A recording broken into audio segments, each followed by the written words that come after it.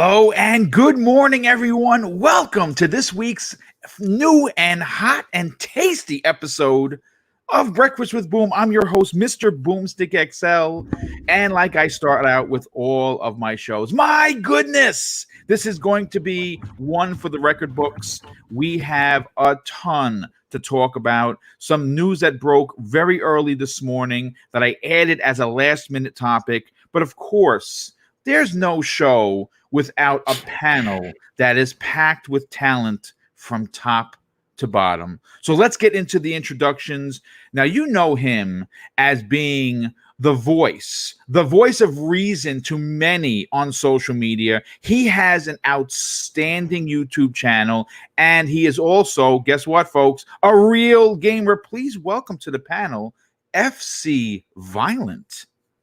What's going on, everybody? I'm back again, and I can't wait to get started. Let's get ready. It's gonna be we gotta get hyped for this morning, man. And it's all about Xbox, baby.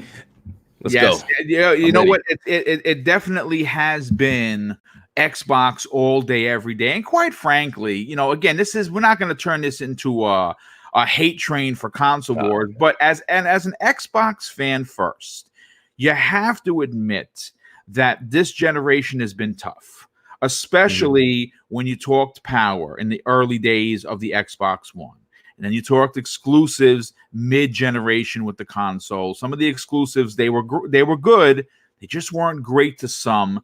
And right now, there's been a lot of great information for Xbox. Unfortunately, there has not been a lot for the PlayStation community. I happen to be a part of that community because I support multiple consoles, like many people on this panel, like many people in the chat as we are talking. So it's been a little bit frustrating, but FC Violent, I want to thank you so much for being here, dude. It is great to work with you once again, and you do bring a ton of knowledge to each show.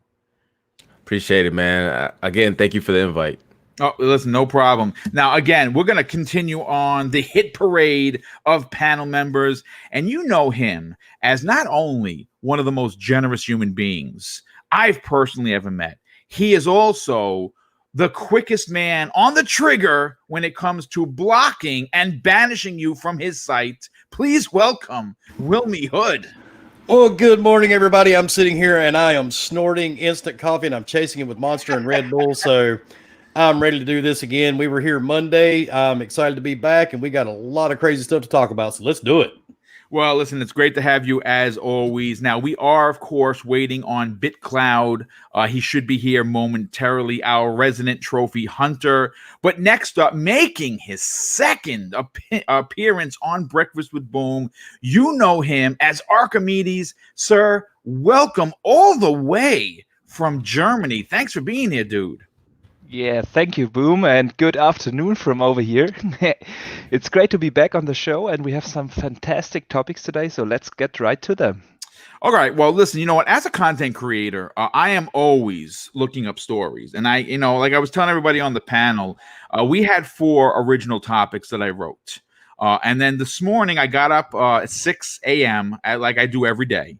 And I went immediately to put on the coffee maker, and in doing so, started trolling the news stories. And one popped up late yesterday that we're going to open up with because I think it's not only is it tasty, not only is there potential for huge news, but I think that when you mention Star Wars, most people will get excited. So we're going to open up with a topic that we discussed a few weeks ago on this very show, and there was a rumor floating around that there was currently in active development a classic among classics, one of the best RPGs probably ever made, and what I'm talking about is, of course, Knights of the Old Republic. Now, this was originally developed by Bioware and released on July 15th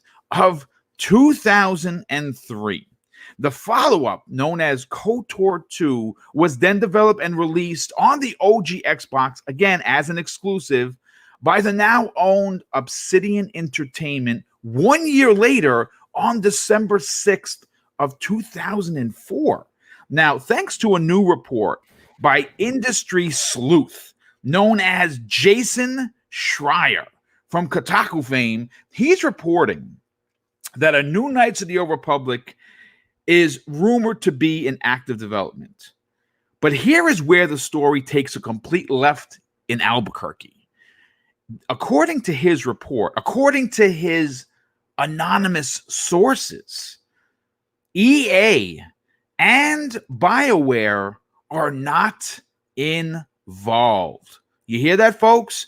EA and BioWare have nothing to do with the apparent and rumored Knights of the Old Republic that's in active development. Now, the reason how we jumped on this is because responding to an inquiry on Twitter, Jason Kotaku, he teased that he's been digging into the claims of the rumor.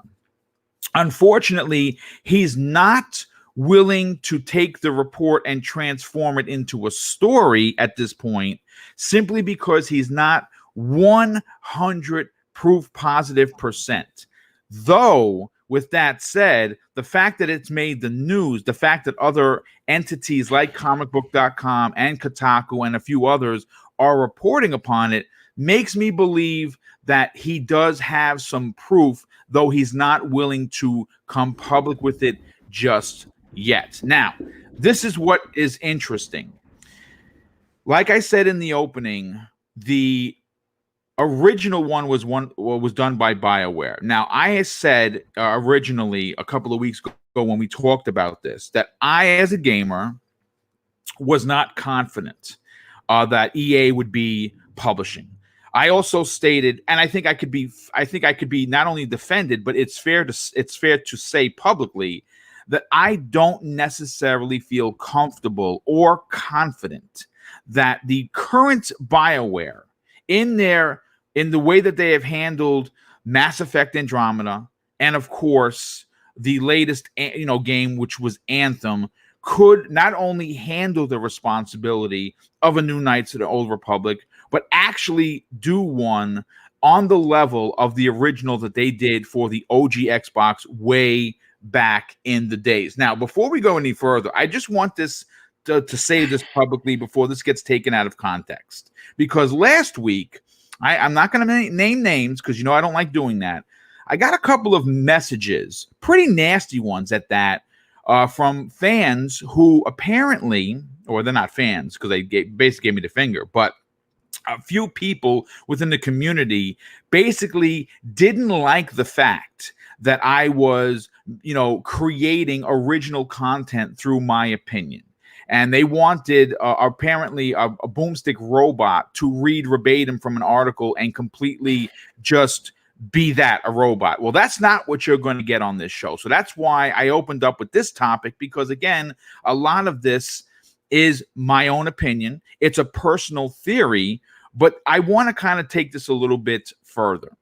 Now, according to comicbook.com, where I pulled the story from, Disney might have shopped the IP around, according to the report, to either Sony or Microsoft to offer them a console exclusive in the form of a very lucrative deal similar to the Sony Marvel deal with Spider-Man.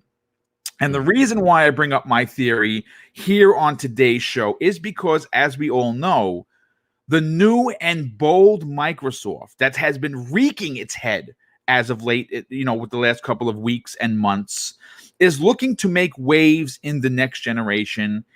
And another great point to add to this so-called theory of mine, it just so happens that they own Obsidian Entertainment, who not only created Knights of the Old Republic 2, but in some people's camps was the better game of the two released on the OG Xbox. Now, FC Violent, I want to go to you first on this, because obviously this is big news if it's true. And because Disney has already been public about wanting to shop their big-time IPs to third-party developers to let them go crazy, a new Knights of the Old Republic or a Knights of the Old Republic 3 sounds really good, but it sounds even better when you say the words Xbox Series X or Xbox exclusive developed by Obsidian Entertainment. What are your thoughts on this story? And would you be excited to have a new Knights of the Old Republic? First, KOTOR is definitely one of the GOATs. If you've never played it, definitely go back and play it. Certainly is. It is definitely great. Having KOTOR 3 would be amazing. And you finding the story and then figuring out like Obsidian didn't make the second. That is true, man. And I think the pillars of the Eternity team could actually definitely jump on board with the KOTOR 3 pretty easily. I don't know if Microsoft are willing to try to get this as an exclusive. I don't know if they're in that type of like mindset yet, because we're still kind of waiting on whether or not they'll do second or third party deals. But if this was to happen, this is huge. Like just like a Baldur's Gate 3 just launched out in the airways, and everybody's excited about that. Can you imagine that? But multiple, because KOTOR 3 is huge. It's one of the best RPGs you could ever play, especially on the Western side. And I'll be excited for it. And Obsidian would be the perfect RPG developer to do this. So I don't know how true it is. So I'm trying to like keep my emotions in check. But it'll be an amazing coup if they do happen to get it though. Here's the thing. A couple of days ago, I'm not sure how many people keep their ears to the floor when it comes to MCU news or Star Wars news for that matter. But there was a big reveal. I'm not sure if it was at the beginning of the week or was it the end of last week, where Disney brought out a bunch of authors where they're now going to be developing something called the High Republic. And the High Republic apparently takes place about a few hundred years before A New Hope. I mean, actually, not A New Hope, before the part of the original trilogy. If they decide to go with obviously this High Republic, which is at the I'm not sure how many people know about the High Republic. This is where the Jedi were at their peak. And they were rumored to be really, really ultra powerful, and the Sith were kind of just making their rounds around the galaxy. Now, I don't necessarily know if the story that we're talking about correlates to the High Republic, because quite frankly, I would love to see the Knights of the Old Republic continue. Though I will say, and FC, you bring up a great point. We don't know if Phil Spencer is going to be immediately racing to what made the Xbox 360 not only popular, but very, very, it did very well with the community, having these third-party deals. I only say that I think that there is some potential to this story only because we saw deals for Crossfire X, right? That's coming to the Xbox One. That's a good point. That's being and not only is it's being ported, but a single player campaign is being made by Remedy. Right now, that's a third party developer making an exclusive, single player game that was never added to the original. And we also got to talk about Phantasy Star Online 2. That coming to the Xbox as being an exclusive for over a year is tremendous. And there is a lot of reasoning behind those two particular titles, which we're going to cover on Primetime Gaming coming this Monday. But getting back to Phil Spencer's possible new ideology, they understand what they did wrong in this generation. They understand that these second and third party deals that Sony had by the dozen and they did not have hurt the box. So if Disney is willing to shop this IP and they do have an RPG maker in the form of Obsidian, it just seems like the puzzle pieces fit perfectly. So Wilmy Hood, let me get your opinion on this, because obviously I love to go to you simply because you are a businessman. Not only are you a businessman, you own your own business, so you are responsible for the important things that no one really gives a shit about, that unless you're a business owner: marketing and getting the actual jobs and doing the business and the handshaking and signing the contracts. How does this theory of mine sound matched with the Jason Schreier report? Do you think that Phil Spencer would see an opportunity to really move people onto the new Xbox, or even the old Xbox for that matter, with a Knights of the Old Republic exclusive. From a business standpoint, it would make sense. I mean, this was a huge game. Me personally, I played it on the 360. I'm just not really a big fan of Star Wars, and it'd probably get a lot of hate. Buddhist man. But I mean, I've played it. I played it with friends. Different friends of mine are all into Star Wars. But I mean, it would make sense for him to bring it back because we all know, like you said earlier, 2013 up for the last 6 years, 7 years has been really bad for Microsoft. But the thing is, they had to fail to realize where they went wrong. Great point. Yeah. But now I think it would be it'd be a really easy move. I think Phil Spencer should jump on it, and maybe everybody will get lucky, and he will. I think Obsidian should be the one to do it if it gets, a remake or just brought back, period. But I mean, I think it'd be a great move on his behalf if Sony actually goes to them to do it. I mean, Disney. Yeah. But I don't really care if it's on either console, but I would rather see it go to Microsoft. Well, I mean, look, obviously, and I think this has been the running thing in the last couple of days since the confirmation of 12 teraflops, right? Everyone has been, there are a ton of detractors that really made a lot of noise in 2013 when Digital Foundry was counting blades of grass, right?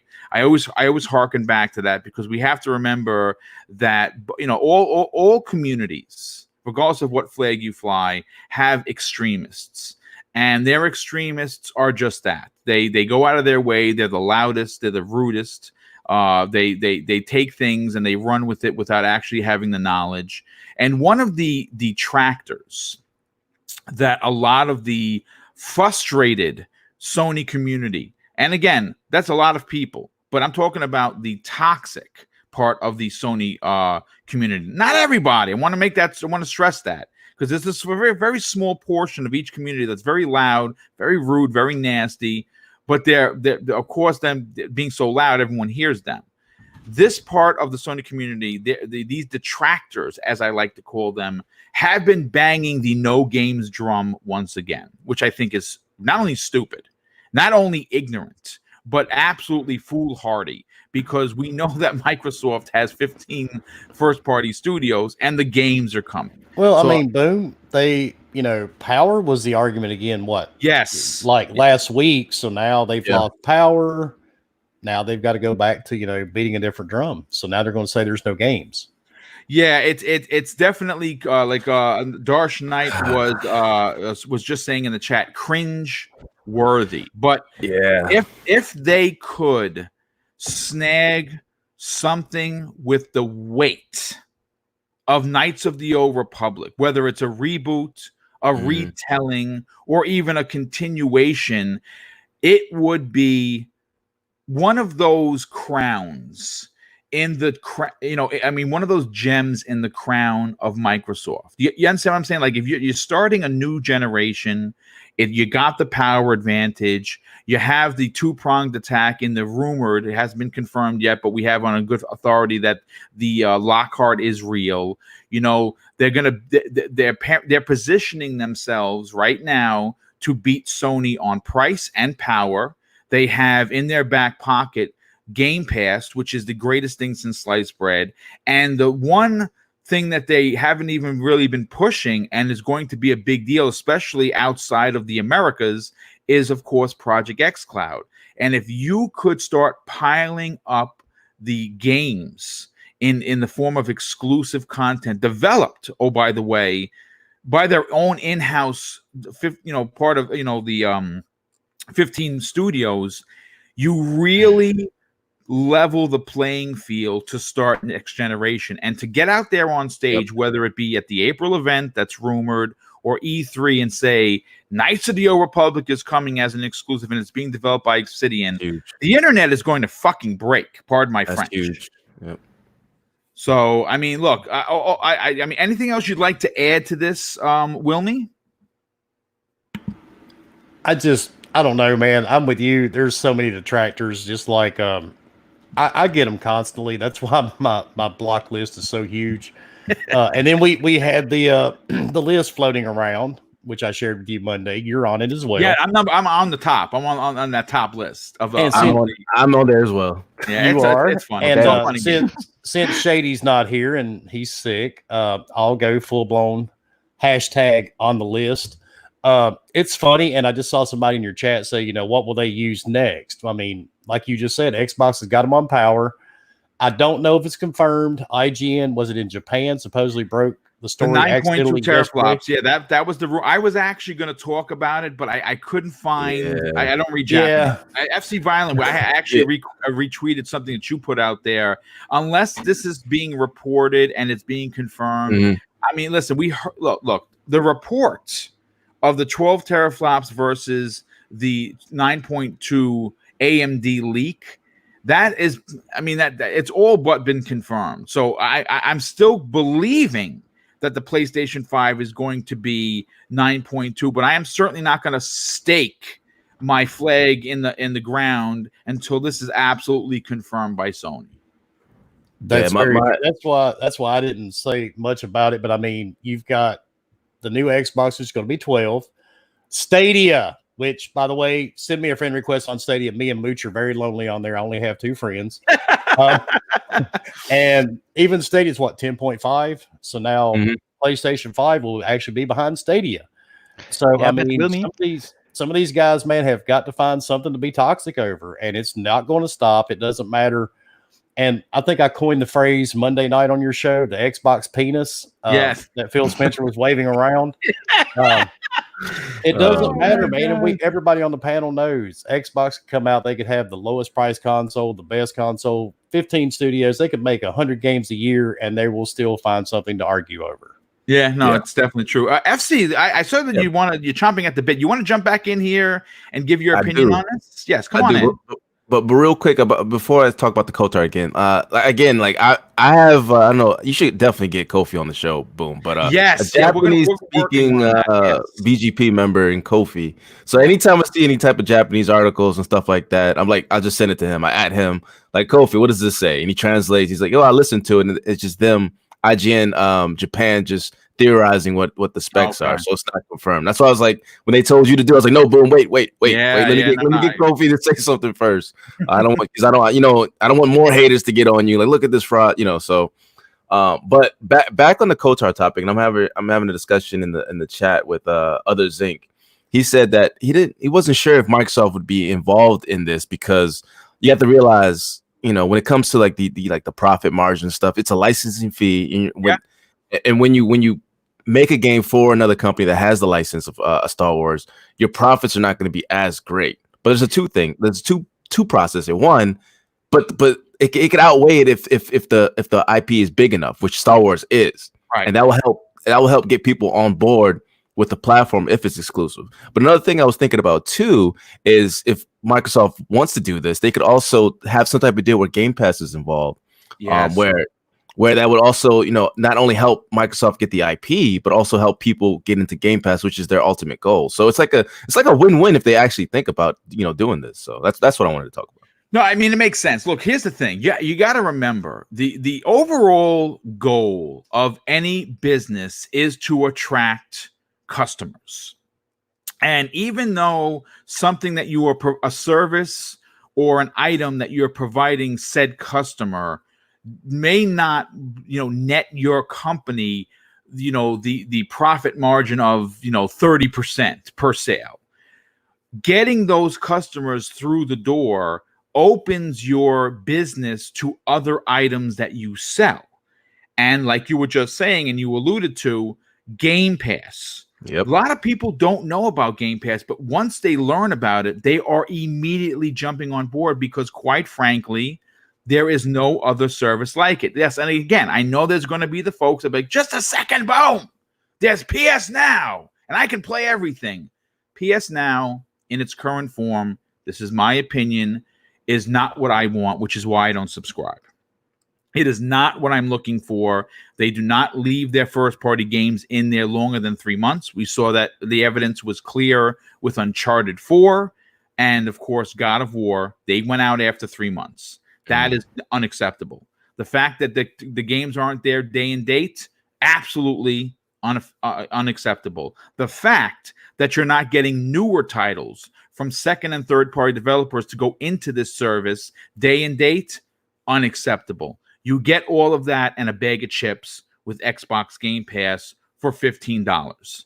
And look, if you're into PS Now, I'm not gonna try and sway you. Good for you. It's just not for me. But Archimedes, I want to get your opinion on this because we were talking pregame, and you yourself have an excitement level not only for the Xbox brand, even though you support everything, but a good RPG, more specifically Knights of the Old Republic. For you personally, do you think that this theory of mine that I'm putting it out there, it's my personal theory based on the Jason Schreier report, that it is an active development and that IP could have been shopped to either Sony or Microsoft?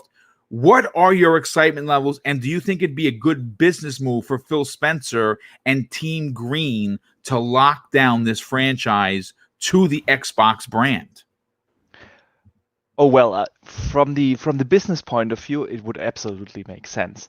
I mean, to have a brand like Star Wars in your exclusive portfolio will definitely draw new customers towards your platform. Yeah, and I couldn't be more excited if that actually happened. I loved KOTOR. It's one of my all-time favorite games. I have no idea how many times I played that game actually. I just finished it again over the Christmas holidays, the last Christmas holidays. It's a fantastic game, and with them having now Obsidian in their first party studios, they actually have their experience with the franchise.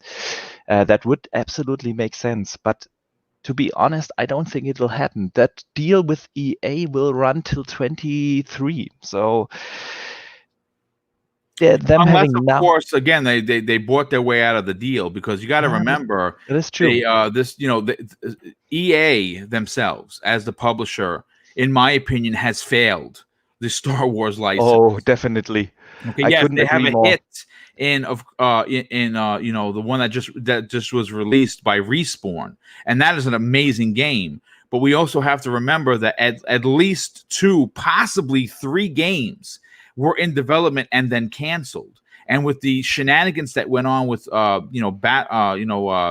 Battlefront 2, come on. I mean, if you are sure. the owner of that IP, it's like nails on a chalkboard every time Star Wars is mentioned when you say EA. Yeah. So, I mean, I don't necessarily, again, this report is not officially confirmed, but the report is out there, and Jason Schreier is talking about it. So they could have gotten out of the deal because they failed. And just recently, Bob Iger, who was the head or is going to be stepping down very soon, said in an investors meeting that their goal is no longer to develop and publish stuff themselves. It is to get to third-party, video game developers and have them move their product into ways that have never been done before. So they're shopping their brands around. Yeah, definitely. I can't imagine that Disney is happy with what EA has done. I am not happy with what they have done. They have such a popular brand on their hands, and all we got is 2 Battlefront games. And well, one very, very good game. The Star Wars game last year was my personal game of the year last year. I loved that game. It is fantastic, but they have had that franchise for so long, and you could do so much with it. If you think about it, what we got on the original Xbox and even the Xbox 360, we got racing games, we got dogfighting games, we got RPGs, we got basically everything, shooters, everything out of it, and they didn't use it. And I can't imagine that Disney is happy with the way EA is handling that IP. And so, yeah, you might be right there. They will try to buy their way out. But I think that would be public. This is I'm not sure if they would do that behind closed doors, because then if they buy their way out, they have to advertise that. Yeah, they have to say, okay, come on, now this and this studio is working on something. But I sure hope you are right. And a new Koto game would be absolutely fantastic. Yeah. Well, the interesting part about the report is not only the title of Knights of the Old Republic, but the fact that his source that he didn't do the story on, but it was out there, claimed that EA and both BioWare were not involved. That is very not only suspicious, but it definitely excites me, because quite frankly, I don't have confidence in either or. And of course, I want to welcome BitCloud Gaming. How you doing, brother? Thank you so much for hanging out with us today. And I want to go to you next on this, because obviously, whether or not this turns out to be anything, because obviously we've seen Jason Schreier talk and report about things that, it just fell through. It didn't happen. This seems a little too big, because it's Star Wars, for it not to have some relevance. Otherwise, he would not even have mentioned it, even though he didn't officially write a report on it. He did answer someone on social media, and obviously everyone took the information and ran with it.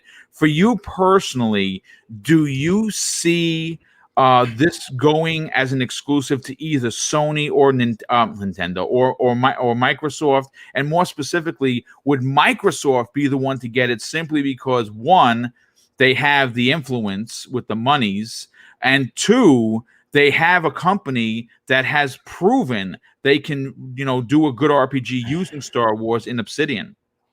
I mean, again, if they were willing to throw the money at, for sure. I mean, obviously, one of the biggest things I talked about for Series X is that it needs a killer app. Yes, that's correct. It sure did.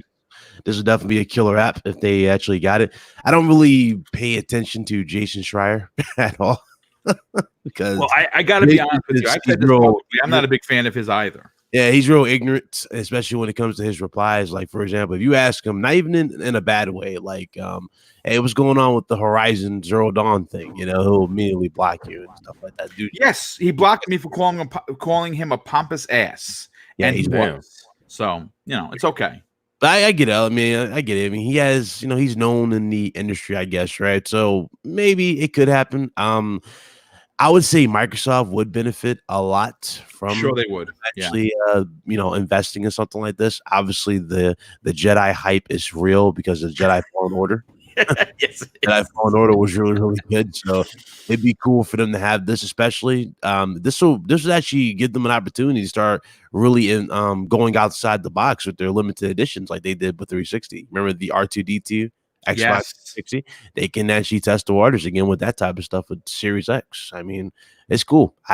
Star Wars is so for a lot of people, Star Wars can be a make or break type of thing. Star Wars usually is just it's an instant seller, just off of the name itself, and the loyal fans. So if the game is really, really good and they are willing to dish out the actual funds to support that, oh yeah, I can see them benefiting from it.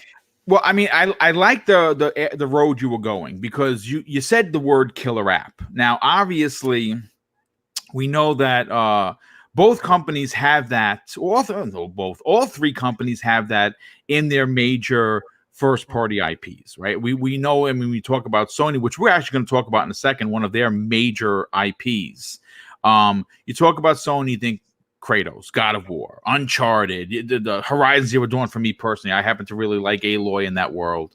Microsoft, Forza, Gears, Halo, Master Chief, right? You go to Nintendo, well, it's Nintendo, man. I mean, they're still making bread. And you think Mario, you think Yoshi, any of their huge IPs. But the one thing that you can say about both Sony and Nintendo, especially in this generation, is that they found a way through deals that were done that were also added to these killer apps, right? Their first party in the form of exclusives. For Sony, it could be Neo 2. It could be Bloodborne. Yeah, Bloodborne is Bloodborne another. That's 2 a really good one. You can look at Persona 5. I mean, there's just a ton of them. And when you look at Nintendo, they have they got that deal with doing Marvel Ultimate Alliance, right? Ninja, not Ninja Theory. Yeah, they did that. They have Bayonetta 3 coming. They have a few other platinum games that they released that were fantastic. That's where the ball was dropped, so to speak, in the Xbox camp. Yes. Did they have some second-party stuff? Yes. Did they have one or two, maybe third-party stuff in there? Sure. Yeah. But the killer app, they didn't have, right? It goes back to what I said before. Like, remember I told you, again, games like Quantum Break or... Yes. Like, pretty much these games that had potential, they didn't double down on. Right. Either acquiring IP or just actually putting in like the effort to get a sequel out there. Like, again, people say Uncharted it's amazing, but I was there with the very first one. The very first Uncharted was not amazing. It was not amazing, but Uncharted 2 still my favorite PlayStation 3 game of all time. And how did that become your favorite PS3 game of all time? I'll tell you how, because they took feedback and built the game based off of that feedback and improved every single front. And this is the type of attitude that they should have had this entire gen. Just really just take every ounce of criticism that you got for these games and fix the issues. Some people said they didn't like the TV show portion of Quantum Break. You know what I'm saying? Okay, what do? You either have that be separate in the next one, or you actually go all out full gameplay wise and fix the issues. You know what I'm saying? That's where you do to gain consumer trust. Yeah. And the thing is, that's kind of like one of their biggest hurdles, I would say, going into Series X. Sure, we're talking about power, but consumer trust is one of the biggest things that they need to fix. I absolutely agree. I absolutely agree, and I think that Microsoft, again, this is a different Microsoft. This is a Microsoft that not only is aggressive, that not only understands power matters, that not only understands fan feedback matters. In that big write up from Monday, Microsoft, Phil Spencer himself kept alluding to putting the gamer at the center, making the gamer what it's all about. And I think they understand that they need, like you were just saying, these bangers, if you will, to sell not only the console, but the ideology behind the new and bold Xbox. And I think that even though we don't have any confirmation here to talk about, I think it was a good way to start the show and a fun theory. Again, it may not be your theory, and that's fine, but I think that based on the information I provided, there was enough there to theorize the potential of a KOTOR 3, simply because Microsoft does have the power in money, and they also have a proven RPG maker in Obsidian, who also was responsible for Knights of the Old Republic 2. But I wanna get on to the next topic, and you're gonna see that I'm bringing up over here. We're gonna be talking about Naughty Dog, and of course, more importantly, the Uncharted series. Now, I bring this up second. It was originally going to be the first topic, but then of course I'm a big Star Wars nerd, so I had to move this out of the way. But the reason why I want to bring up this particular topic is because I'm a huge Nathan Drake fan. I am a tremendous proponent for the Uncharted series, and if you and I'll say this, if you hadn't had a chance to play Uncharted 4, first and foremost I say shame on you. But I say go out and play that. But before I actually get into the topic, I really have to catch up on a few super chats. We have Saf Afoy, who drops an outstanding and very generous $2 super chat. He says, "Yo, bro, great video, mate. Thank you, dude. I really appreciate you being here. More importantly, your generosity." And Face 23 BKNY, dude, thank you so much for being here. Super appreciate you being here. Of course, I also thank the $5 super chat. He says, yes, Xbox has 15 studios.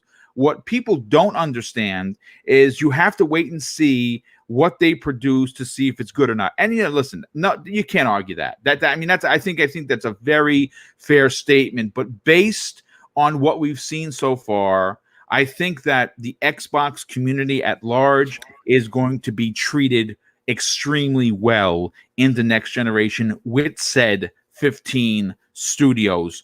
But when you talk about the PlayStation brand, right? When you talk about the PlayStation brand, there are several IPs that are synonymous with what makes the brand stand out with their fans. God of War, Ratchet and Clank, The Last of Us, Gran Turismo, and in my opinion, the gem in the crown, the top of the gleam in PlayStation's crown, for me, has always been the Uncharted franchise and their outstanding developer, Naughty Dog. Now, in this series history, it has had 3 games released on the PlayStation 3 in the form of Uncharted 1, 2, and 3. Then they were released in an HD collection on the PlayStation 4. And of course, there was a PSP game called The Golden Abyss. And of course, the series defining Uncharted 4. And then after that release, where they closed out the story of Nathan Drake and Elena, they had the Lost Legacy DLC, which was effing fantastic. Another game that if you have not played, I say boo to you, because it was gorgeous. It was an interesting story. And more importantly, it starred Chloe Frazer and Nadine Ross, 2 prominent, strong female leads for that series. Now, as great as the Uncharted series has been for the PlayStation brand, many in the gaming community have wondered if we'd ever play a title in the long-running series, and if Naughty Dog themselves would once again be at the helm of the new title. Well, thanks to an article that I pulled from the pages of Game Rant, we might be getting a new Uncharted sooner than later, but here's the trick. Naughty Dog will not be involved. Now, there was a report that they are currently, there's actually 2 reports out there. The first report was that they were considering Santa Monica to do the Uncharted 5. And I thought about that for a second. I'm like, man, I don't know about that. They're working on God of War 2. They're great. I mean, listen, what they do in that studio is nothing short of magic. But then there was a report that released early this week that apparently Sony is currently putting a new team in San Diego together for a potential Uncharted 5. And the reason why we bring this up is because there were job listings for someone with the skills to lead the new team that worked on third-person action adventure titles. And Sony San Diego would be obviously a new first party. And I think that if Uncharted is going to come out and it's not going to be Naughty Dog, I would imagine, because the brand is so important, because the franchise is so important to the PlayStation brand, that building a new studio from scratch would be pretty epic.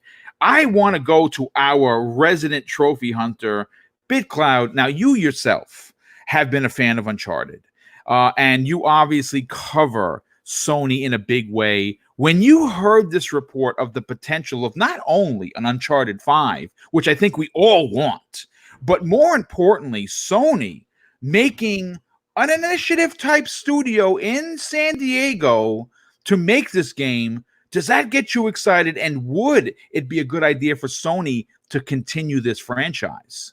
Come on, am I excited? What kind of question is that? I have to ask the question.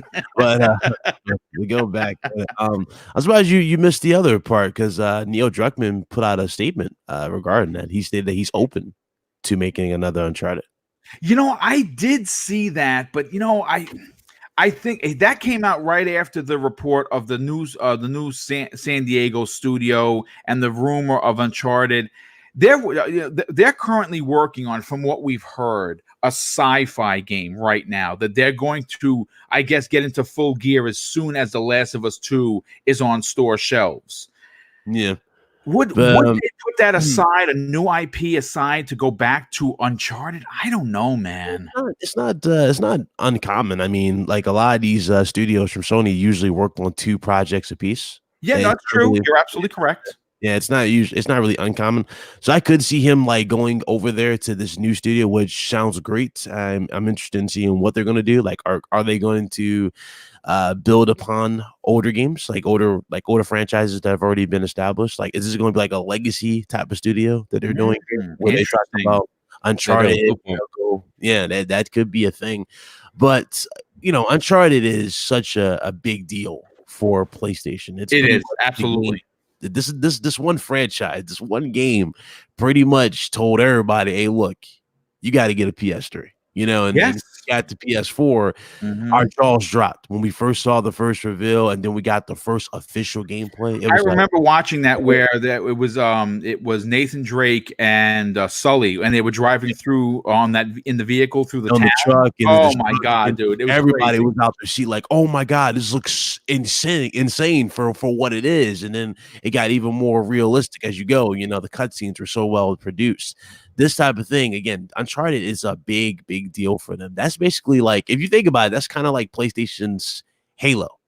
I would agree. Yeah, I'd agree with that. PlayStation's Halo at this point. The reason why I would say that is because it's ironically, Nathan's become more of a mascot as well for them in general when it comes to their first party. But them having this game, I think, would be a top priority for them to try and get this out there for PS5. Now, the question is, and I think a lot of people, especially you play Uncharted 4, would be, is Nathan Drake still in this? Or and you know what? We were actually going to speculate on that because I think he would look, here's the thing. He might be the new Sully.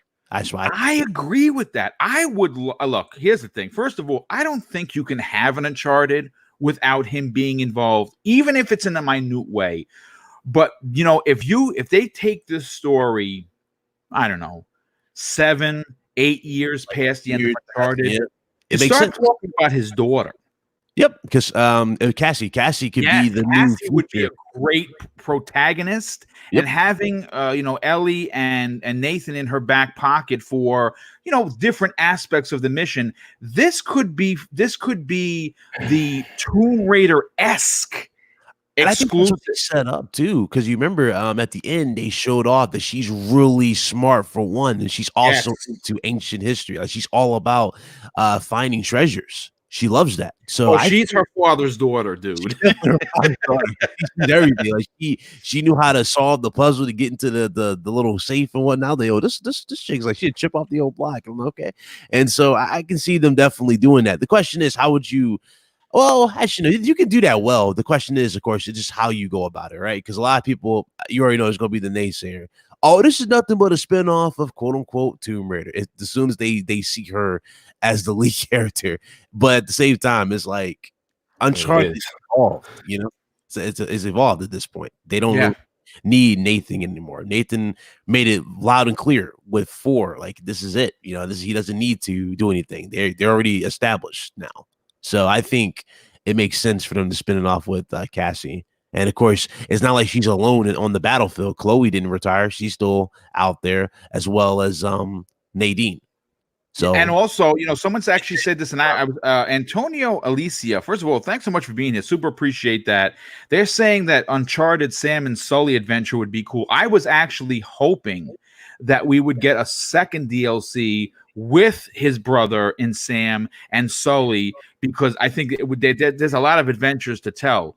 But there are going to be some people that are wondering because who owns the IP.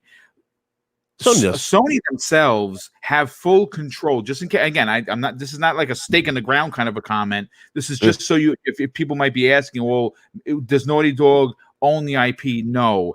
Actually, Sony is the complete owners of the Uncharted IP, and they have complete control over the future of the series, with or without the involvement of Naughty Dog. And based on the 2019 job listings for Sony San Diego, it appears the company might want to bring back the IP a lot sooner than maybe Naughty Dog would be willing to, get back into the weeds with it. Yeah. God, this is this game. I loved Uncharted 4. What a way to end. Yeah. Absolutely. I mean, again, when you're ending a series, right, you're always nervous, right? You're always, it's the same thing with like a franchise. Like, you know, you harken back because you're a Marvel guy too. You know, Infinity War was the first part, and and Endgame, it could have ended horribly, right? But it didn't. Right? It ended in a way that was classy and respectful for not only the characters but the fans. And the way that Naughty Dog ended this trilogy, this franchise was nothing short of epic. Yeah, like a lot of people want to see Sam. Me too. You know, behind the curtain. I'm thinking. Well, honestly, Sam's what, the same age as Drake now. He'd be like, I don't He'd be think a couple of years older, I think. Yeah, he was older. He was older. So the thing is about Sam was this, right? I thought I could have sworn Sam was more like he was just the missing piece that like the symbolism for Sam was that he was the missing piece that Nathan needed to go back to that normal life, so to speak. So if you guys remember, if you go back to the 4 and you go to like the little picture book that you go through it, you see like, you know, him being a big part of his life after they leave, you know, the treasure island and whatnot. Yes. So I don't know how would you really do a spinoff with Sam. I mean, it made sense with Chloe and Nadine because they're more like, because they're obviously prominent characters that still have a lot of story to tell. Right, they're more like guns for hire type of thing. They like to go for mercenaries, high-stakes missions, and they like to do all that. Whereas, you know, Sam, he only had one big heist in his mind, and they actually went for it in Uncharted 4. So it's kind of like,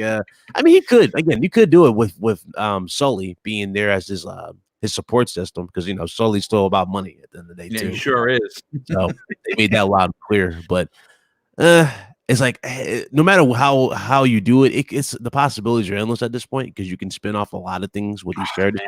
You know what? The more we talk about it, the more I need an Uncharted 5. Like seriously, like right now. The way they did the team, I can see them doing it probably with Uncharted 5. So you probably would get something for Sam or another edition of Lost Legacy with Chloe and Nadine. And it's not like Chloe and Nadine or Sam or Sully wouldn't sell, right? Because like no, of course they're huge characters. I think, listen, you can take any one of them in and out, and I think that they're just as important as having Nathan Drake there. Yep, and that's what's the cool thing about it. That's proper storytelling. You actually care about each particular individual, you know, and that's the good part about it. Like Chloe, I was thinking, okay, Chloe wasn't going to last as long till we got to Uncharted 2, and like to the end, it's like, okay, Chloe. I think Chloe's got potential. You know what I'm saying? And it goes more and more characters just get involved in this. And of course, there's one more character in here that they didn't bring back. At least not yet, but Cutter. Remember Cutter from yes. He's part of the team. So again, their team is pretty big.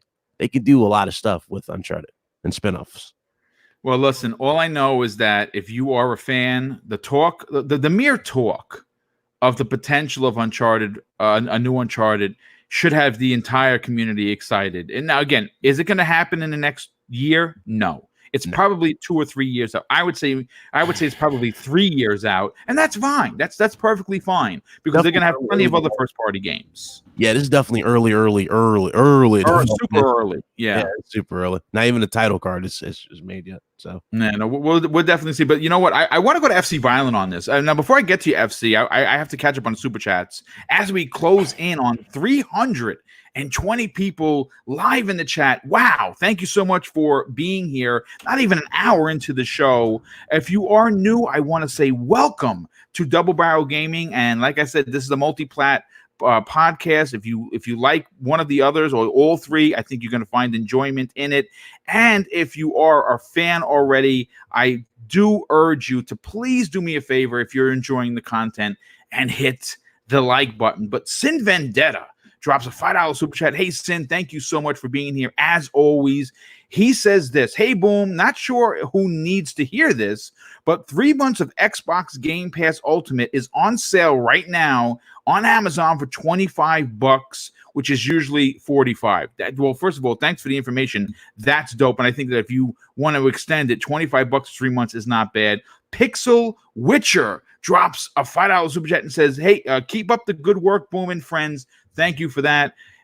Hazen, if I butcher your name, I'm sorry. Buzzyard, I think that's how you pronounce it. It's probably not. I probably butchered your name. I apologize. profusely. He says, first of all, he drops an outstanding and very generous $10 super chat. And he says, good coffee morning. Xbox took the time to make the one and only monster in the Xbox Series X. I believe the community should give them some time to show what the XGS is capable of. Time and patience. Yeah, I think that the lead up, I think we're going to be very surprised in this rumored April event. And I think that E3 is going to blow the doors off of everyone's minds when it comes to what Microsoft is capable of, because we've heard Aaron Greenberg, we've heard Phil Spencer, and we've also heard Matt Booty talk about they've pulled games that they wanted to hold. And all of this lead up until what could potentially be the end of E3, folks. We don't even know if this is the last one because of everything that's going on with the ESA and how people are pulling out left and right. We could have one of the biggest games blowout where Microsoft is going to have the eyes of the world on them. And I think that leading up, because this is a console launch year, they're going to be pulling out all the stops. And Kofi, shout out to Kofi. Yeah, Kofi, thank you so much for being here, dude. We got to get you on this program because I hear that you really kind of know your shit, and I would love to work with you. He says this: I love the Uncharted series, and 4 felt like a perfect send-off for Drake, in his opinion.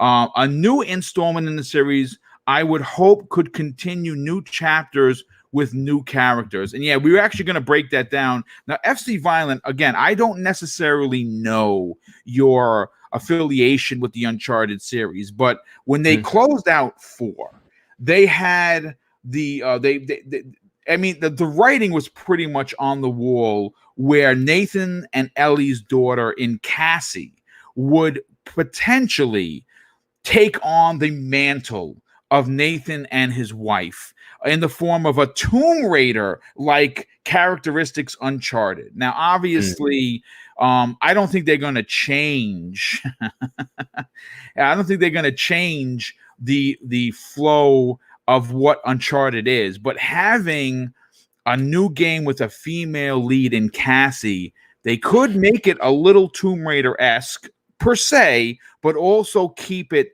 to the Uncharted action that we know and love. And real quick, I have to thank Elemental PO. Thanks, dude, for being here. Sorry I didn't greet you personally in the chat. He drops a $5 super chat and says, good morning. Anyone in the panel see physical game prices going up in the next generation if they're over 100 gigs? Man, that would suck if they did. And quite frankly, we've been paying $65.03 or 01 here in New York, at least, for quite some time. And Wilmy Hood, who continues to melt my eyeballs, drops a $100 super chat, who happens to be on the freaking panel. And he says, hit that like button. Wilmy, thanks again for your extreme generosity. But FC Violent, for you personally, Uncharted 4 was the perfect way to close out one of my personal favorite Sony franchises. But I'm going to be greedy, and I'm going to be honest, that I did not want that franchise to end because, quite frankly, there are a lot of stories and a lot of characters that could be told in these stories. For you personally, would you like to see the series continue? But more importantly, how important is it that Sony somehow keep Naughty Dog involved, even if it's only Druckmann popping over to the studio to see what's going on? Well, again, like everyone said, Uncharted is definitely one of the biggest franchise for Sony, and I enjoyed. I haven't played 4 yet, so just disclaimer. But I do plan on playing it. But I played the other 3. I do want to see another Uncharted, but I think for me, I'm gonna be, I guess, on the other side of the fence here. It's gonna be interesting because Naughty Dog's not gonna be. I mean, apparently, Naughty Dog's not gonna be the main people behind it. They're gonna kind of come across the same issues that Microsoft has with their first party with Gears and Halo, where the new development team takes over. So one, they're going to be compared to Naughty Dog in that, as well as the comparisons to Tomb Raider. So I'm curious to see how the franchise either evolves or devolves in a sense. Like how like where does the quality drop off happen? And if That's so, how does Sony counteract that? Look, I mean, the last game was what, Lost Legacy, right? Was that the yes, last, the that was the official last DLC. game? Yes. Mhm. Right. So the DLC, and then Naughty Dog didn't do. Did Naughty Dog do that game, or was it someone Yeah, else? no, it was Naughty Dog. Yes. Okay. So the last game, apparently wasn't as good as 4. So I don't know. It's gonna be very interesting because you hear people say, like, on the Xbox side, that Gears was better under Epic, and likewise Halo was better under Bungie. If this new studio apparently in San Diego, which they already have a San Diego studio, so I'm curious to know what they're going to name this one. Where will the drop off be? And if Neil Druckmann is there to oversee it, or at least help assist it, can he keep that quality up? So again, it's going to be very interesting to see how they balance that to keep their Halo version of Uncharted, going. So. I mean, listen, I'm going to be honest with you. I think that Neil Druckmann not only is he's one of the best talents, right? He's one of the best talents who leads Naughty Dog, which is one of the finest. I mean, they're probably in your anyone's top 5 list of developers just based on the work that they've done. And I don't necessarily think that, I mean, obviously he seems like a person that not only crosses every T, dots every I, but goes back and rereads everything 6 times before he puts his signature on something. And we've seen that that very apparent, work ethic, if you will, on delaying games, even when they were given a release date in the form of the Last of Us 2, right? It got a release date, and then a week later, we're like, nope, sorry, we're going to delay it. And yes, people were disappointed, but at the end of the day, it's the end product that people are going to be cheering. And let's be honest, The Last of Us 2 is not only going to probably define Sony's generation, which they completely won, but it's going to start their next generation on a very, very high note. So I have a real good suspicion that if Neil Druckmann is going to be involved, he is going to probably take some of his top tier talent that made the Uncharted series as good as it was and move them over to the San Diego studio to assist in making sure that the legacy continues, the legacy of greatness, if you will, continues. Now, Wilmy Hood, I want to go to you next on this because you are someone that openly supports multiple consoles. And I'm going to be honest with you, I'm not going to say that makes you a better gamer. I'm going to say this. If you are someone that supports multiple consoles, it certainly opens you up to more experiences and doesn't have you boxed into just one IP. And again, I'm not picking on anybody in particular because gaming is expensive and maybe some people can't afford to support multiple consoles. And I completely understand that. But for you, like myself, are openly supportive of multiple consoles. What is your affiliation to the Nathan Drake character franchise, and are you excited to see an Uncharted 5 for the potential, of PS5? I would definitely buy it day one. I've played them all. I still have to finish 4. Okay. I don't have much left to go, but with my schedule, man, it's really hard to finish every single game.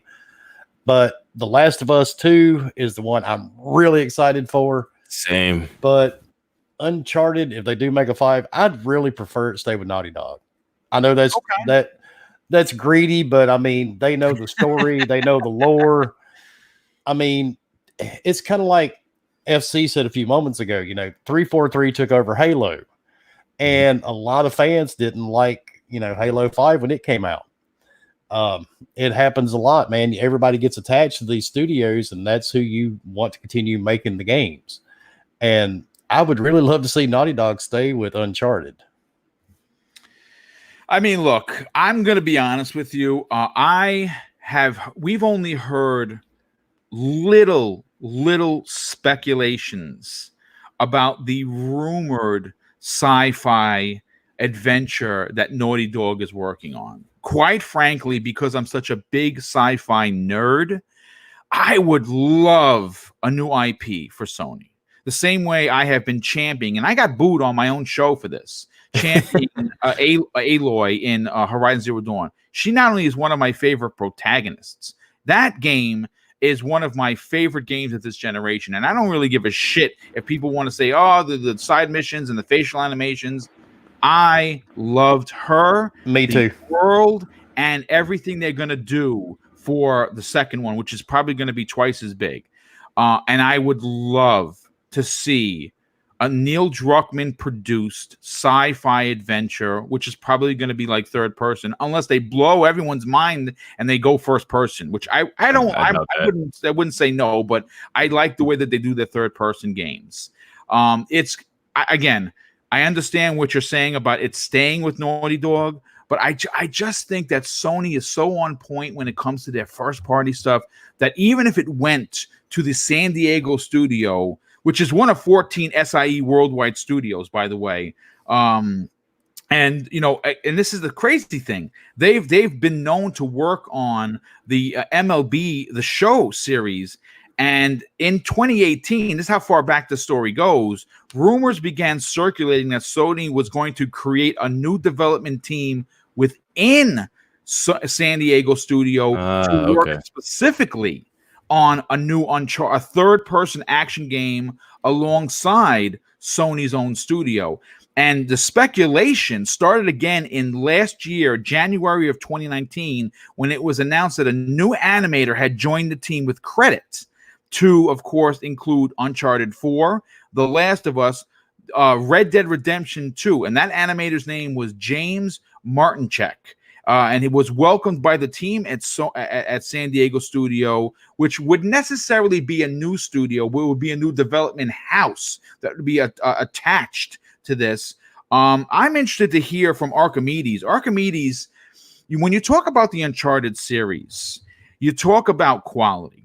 Now, again, Sony themselves is a kind of a company, especially early on, that sometimes, well, actually most of the times, even when a new IP didn't grab the fans, they still went with Uncharted 2, and it was leaps and bounds better than 1. And Agreed. What are your personal thoughts and expectations should Uncharted 5 be made by the San Diego studio, which is being made into a new team attached to them? Well, my initial thought was, well, that means we get a new IP from Naughty Dog themselves if they move out their biggest franchise. I wouldn't envy the new team, to be honest, because no matter what they do with the Uncharted franchise, there will be a lot of criticism surrounding that franchise. If they keep on keep the formula, the all people will scream, it's the same but worse. If they do something new, everyone will scream, well, that's not Uncharted anymore. And so that sounds eerily familiar, doesn't it? That's what I was trying to say, man. They're gonna get the Xbox treatment, if they keep that same energy. Exactly. And I think that is something Sony will consider if they decide to move that franchise, because toying with one of your most beloved franchises like that is really difficult. It's definitely walking a fine line. Yeah, for sure. On the other hand, we are not really sure what the San Diego studio is actually working on right now. They have been really quiet for quite some time. Yeah, no, I agree. They might support them. They might support them there. I'm not sure if they will get the lead for that franchise. They want to keep that Naughty Dog quality sticker on that franchise. And maybe they are just the support team. I don't know. But I'd love to see them continue on that franchise, of course. I mean, even Lost Legacy, I actually enjoyed that a bit more than Uncharted 4. I thought Uncharted 4 was a bit too long There was a very long It was part a in long the thing, but middle. I think that they had to make it that long simply because it was closing out the franchise. Yeah, sure. And it's not that I didn't like the game. Don't get me wrong. It was a fantastic game, yeah. But I was really surprised about the spin-off. So what I wanted to say is that a spin-off or a reboot in some sort with a different character as the main character could actually absolutely work with that franchise. And I'd love to see them continue in that franchise, but it will be very difficult to move this huge franchise away from Naughty Dog. No? Yeah, I mean, listen, there are certain there. I mean, look, we've seen it done with Gears, right? It Sure. went from Epic and it went to the Coalition. But do you And even remember how big the criticism was when Gears 4 came out? yes, yeah, Yeah, there I was a actually lot of liked criticism. it. I didn't understand the criticism at the time because they did a real good job on moving the franchise forward. They kept it gameplay-wise very safe, yes, but the story and the introduction of the new characters, the new generation, was done really well, in my opinion. But I agree. you have seen that, and the same happened to Halo. Yeah, when they moved it over with Halo 4, 343 Lock. did a good job. Halo 4 No, was. we don't want to talk about Lock on this show. I'm just saying that's the dangers of Yeah, sure. not No, making but you know what, you making a new guys, game. both FC and of course Archimedes bring up great points about the expectations from the fan base when you move from a story developer to a new developer. Yes, I agree that there is, again, it's one of those fine lines, but only because again, we have to look at history, right? We have to look at what Sony has done with their first parties. And honestly, you have to admit, I mean, if some people even say the Order 1886 boom, it wasn't that good of a listen, let me take $5 out of your pocket. Go buy the Order 1886. It may not be the game of the century, but not only is it one of still the best looking games, it told an incredible story. Now, maybe the combat wasn't as defined as it should have been, sure, but it still was a good game. Now, even at their worst, it was still a good game. And look, again, it's right now, it's all speculation, but this rumor started way back in 2018. And as we get closer to the PlayStation 5 launch, who's to say that they haven't secretly been working on something Uncharted related, even if it's not Uncharted 5 per se, but maybe like a Lost Legacy with Sam, with Sully, with with Nathan and Elena's daughter and Cassie. I don't know, but all I can tell you is that anything Uncharted that's going to come out, I would definitely stand on a stack of books and tell you that I believe it's going to be good, even if it's not Naughty Dog. But what I want to do is I kind of just want to move the show a little forward. We are an hour and 12 minutes in. I want to thank the 430 people that have tuned in, which is bananas for this morning show. And I also want to thank JD Gamer for not only being here and supporting Double Barrel Gaming. He drops an outstandingly generous $20 super chat and says this: Halo Infinite has been looking better and better every time we see it. It looked good at E3 2019, looked even better in the 2019 VGA reveal of the Xbox Series X. I cannot wait until E3, where the Xbox Game Studios and Phil Dominus will end the has no games narrative. Yeah, dude, let me tell you something. They are going to change minds. They're going to change opinions, and they're potentially going to bring back millions of players that left the Xbox 360, did not come to the Xbox One, went to the Sony machine for price and power. And those are the casual game players that buy 2 games a year, that have a library that's only about 13 games after 6 years. And I have a good feeling that if they can offer a maximum monster console for $500 and do the 2-prong attack, or the Trojan horse that I've been calling for the last year in the Xbox Lockhart for $300, they are going to move consoles. And if they have these games, which I believe that they do, especially the flagship title in Halo, I have a good feeling that it's going to be a great time to be a gamer. Valerian drops an outstanding and very generous $2 super chat. He says this: do you think it'd be pushed to VR? Please don't do that. No one here wants to see an Uncharted in VR. I don't. I want to play with the controller. Yeah, please it's a quick don't way to die. Yeah, yes, yeah. They'd kill the franchise if they did that. But you know what? Let me just change the brand here for a second, because I want to move on to the next part of the show. And you know, a lot of people have been talking about People Can Fly. They are a Polish developer that we know is working on Outriders, and some new gameplay video has surfaced regarding Outriders. And I gotta tell you, the more I see about this new cooperative shooter from the People Can Fly, I'm excited. And now it's being compared to a Mass Effect meets Mad Max. Well, holy shit, where do I sign up? That's all I'm going to say. Now, when developer People Can Fly initially introduced Outriders as an RPG third-person shooter with drop-in and drop-out co-op, there were a lot of assumptions that the studio was trying to make the next Destiny, which is automatically, I think, what everyone was thinking.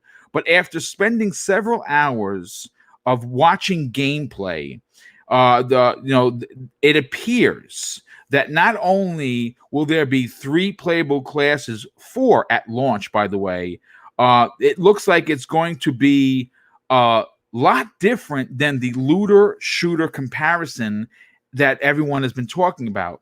Now, again, I just want to throw this out there. If the developer People Can Fly does not ring a bell for you, they were attached to Gears of War Judgment, which a lot of people hated. By the way, I loved Judgment. And they also made the outstanding Bulletstorm. What an action romp. And it was basically, you did damage, you tore people to pieces, and you did it in a way that gave you bonuses for combos. It was maddening, and it was also fun as F. But with this new IP, I'm getting very excited because this developer is greatly talented. Now, obviously, they are currently they haven't been owned by anyone. And actually, you know what? Let me just bring this up, because I think that it's something in the story here. They actually were owned by Epic at one point, but bought their way out, and they're now on their own, which is pretty interesting. Wilmy Hood, I want to get your opinion, because I'm interested to hear, did you get a chance to see some of the video, or more specifically the new gameplay video with Outriders, and their powers look to be as awesome as some of the combos and weapons that were being used in, of course, some of their earlier titles? Or is this something that interests you? Wilmy, are you there, brother? Oh, yeah. Sorry, dude. That's right. It definitely does interest me. I was a big fan of Bulletstorm, so I'm looking forward to it. But then again, I buy every game almost when it releases. You pretty much do. I do. That's why I've got a house full of collector's editions and more games than I'll ever play before I'm dead. But I'm looking forward to it. I want to see a new take on the looter shooter. And like I said, man, I was a fan. And like you said, some people didn't like Gears of War Judgment. I was a huge fan of it. I like the way they broke it down, and everybody kind of had their own little story. It was a different way to tell the it was story. Completely different. I loved all the characters. Exactly. So I'll definitely, buy it day one and give it a shot. I mean, what do you got to lose, man? It's just a game, right? Yeah, I mean, look, it's a new IP. I'm always excited for new IPs. But what's interesting is at launch, Outriders is going to feature 4 different classes. There were only apparently 3 that they showed in the demo. There's the Trickster, which a lot of people are talking about, the Pyromancer, and the Devastator. The Trickster favors up close gameplay, and its abilities allow for it to manipulate enemies for high damage. The Pyromancer is mid-ranged and has both targeted and AoE fire-based attacks.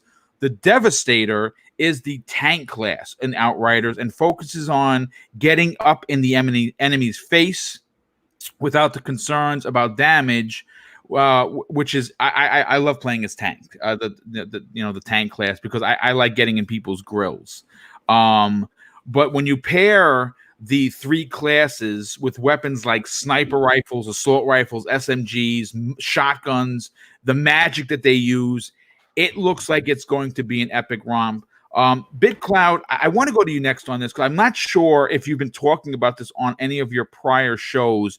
Is there an interest for you personally on Outriders and the fact that it's a new IP from People Can Fly?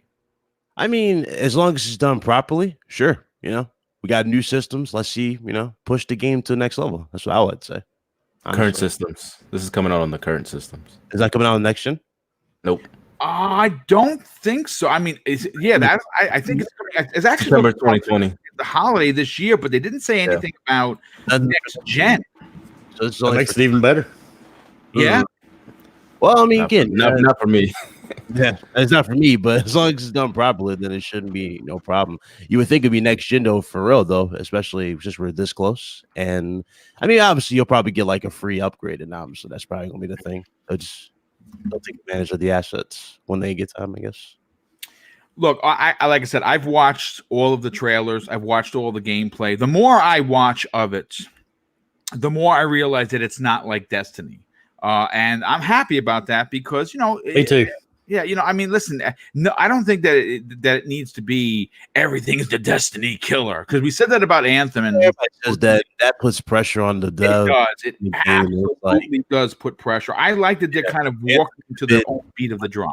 Yeah, everybody said about Anthem. I'm like, oh God, y'all gotta do the Destiny killer. And what happened? We got a game that looked like a shell of what we were showing at E3. Okay. It sure was, man. I mean, I'm still so disappointed. I tried, folks. I tried so many times, and just what I'm going to do is I'm going to be very excited to see what BioWare does with the relaunch of the franchise, and I'm hoping that they get it right there. But getting back to Outriders, I have a lot of excitement. Again, I love new IPs, and I love new IPs that, of course, include multiplayer, drop in and drop out co-op. Hopefully it's going to tell an incredible story, which it looks like it is. And have multiple classes, 4 at launch, which is great. Gives the players lots of choice. And of course, it has lots of guns, and there's even magic involved, if that's what they're even calling it. But let me get to FC Violent on this. For you personally, are you excited to see something new from People Can Fly? Is this a game that's going to register with you, or are you currently at a wait and see? I'm a wait and see. I'm just gonna be honest, man. This game to me feels like it came out way too late. It's just. I mean, it's not next gen title. It's coming out for the current consoles at the end of the generation. And I give every developers always benefit of doubt, but it doesn't. I mean, it doesn't scream the new console's coming out, and this doesn't look like next gen. You know what I mean? So it's like it really doesn't. I agree. Yeah. So that dock points, and the Anthem very bad foul taste in my mouth is still there. And this game looks like an Anthem meets Division 2. Both games did not do well. So it's no, I don't know. I'm not looking for. I'm not gonna stop other people's enjoyment. But for me, I'm so tired of looter shooters, and it's more of a wait and see. I don't know. Doesn't look good to me personally. Okay, I mean, listen, I'm going to say this. Based on the extensive gameplay trailer that I watched, People Can Fly put a lot of emphasis on not only the powers in Outriders, but it really does indulge the power fantasy, which is, again, something you've seen in Destiny. But what's interesting is that the cooldowns for the characters are very quick on all abilities, so players could really use them generously. And I hope that this wasn't just set up in the demo, that this actually is going to be in the game, because that's the one thing about Destiny that's a little frustrating. You know, you have your characters, you have the weapons, you have your incredible armor, and listen, there's no better shooting mechanics than what Bungie does in Destiny. Sorry to say, there is no better shooting mechanics on any game. But with that said, I'm hoping that the cooldowns that they showed are so quick in the demo translate to the original launch, when it launches later this year, because with Destiny, the cooldowns do take a long time to repower up, if you will. Archimedes, again, this is probably not one of the bigger topics. The next one, which I think that BitCloud is chomping at the bit, so to speak, to get into, and we're going to be getting into that in a second. I want to get your opinion, Archimedes, on this. Obviously, after watching the trailer and reading up on Outriders, I'm personally very interested in the new IP from People Can Fly, because I love that developer. But for you, is, like some of the people in the chat were in the chat and of course on the panel alluding to, is this new IP a little too late? Oh, I wouldn't say that it's a little too late. I mean, it's going to be a cross-gen title. It comes out in September. We don't know yet when next gen will actually start. So that I don't think it is too late. It's never too late for a good game, right? And the game looks absolutely great. I love Bulletstorm. It had some fantastic mechanics in it, and they also did a very good job on the Gears franchise, in my opinion. And if you look at the gameplay that we have seen, you can really find those elements in there. Yeah, you have the third-person cover-based shooting mechanics in there, as well as some kick-ass magic moves. Yeah, and having a very good RPG is never a bad thing. I love RPGs, and this is not a looter shooter. It's going to be an RPG. It gave me some Mass Effect vibes, to be honest. Yes, it sure did, man. And anything with Mass Effect in the wording gets me excited. yeah, absolutely. And whenever I played Mass Effect, and it's one of my all-time favorite franchises, Mass Effect, yeah. Whenever I played it, I really wanted to play that co-op. Yeah, you have already a team with you, so why wasn't it possible for a buddy of mine to just jump in and play one of the other characters that are already in my team? And that game seems to do exactly that. So I'm definitely sold. I've watched the gameplay; it looks fantastic, and I can't wait to play it myself. Yeah, no, I agree. I mean, look, like I said, it's always questionable, so to speak, when you start talking new IPs, right? Like we don't necessarily know if they're going to be good. But with People Can Fly's track record, in obviously Judgment and of course Bulletstorm, both really good games. It would be I would be disappointed if this game didn't come out and impress. Now, maybe it's not ready for next generation. Hopefully, they will bring it up to par for the new consoles with the free update, like we're expecting from Cyberpunk 2077 from CD Projekt Red. Mike, we know Microsoft is going to have for the X Series X is going to have the smart delivery system. So if you buy the game and it's on the Xbox One and you go to play it on your Series X when that releases later this year, if there's an update to the graphics, you're going to get that for free. But real quick, I just got to catch up on some of the super chats. JD Gamer, once again, his generosity is unrivaled. He says this. He drops a $5 super chat and says this. Boom and Panel, individually, who would you prefer MS acquire? People Can Fly, Techland, or Crytek? Each brings a different yet good, something with the purchase. Now, here's the thing, JD. I want to be greedy and say all three, but what I want to see is Crytek, because they currently own Rise, Son of Rome 2. And I'm going to say this. Yes, it is a launch title. Yes, It's old as F, but I got news for you. Go play Rise Son of Rome today, and I Still will looks tell great. you that the graphics in that game, even though it's a button masher with hitting X and Y to do your moves, is still one of the best looking games this generation. And I would be out of my mind crazy in excitement to have a follow-up to Rise Son of Rome.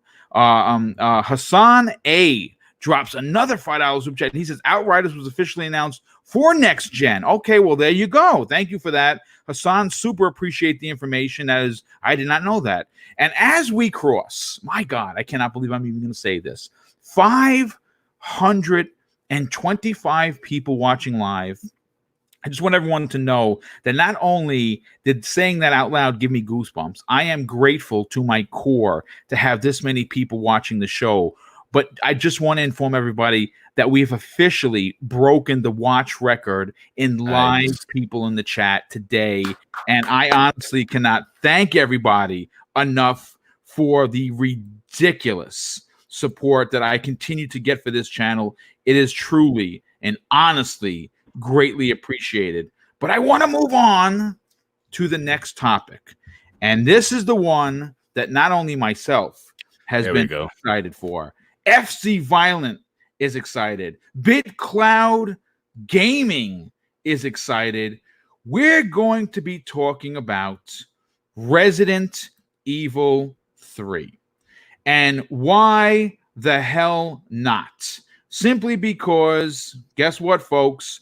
Resident Evil 3 is going to be upon us very soon.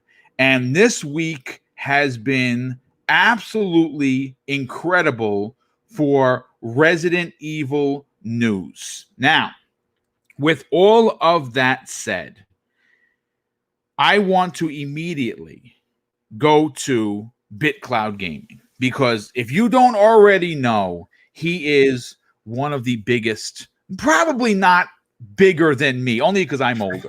So I'm gonna pull rank on age. I'm gonna let my age dictate that I might be a bigger Capcom fan than you because I have the age difference. And quite frankly, I'm probably a lot older than you. And I'm not ashamed to admit it. You know, everyone gets old.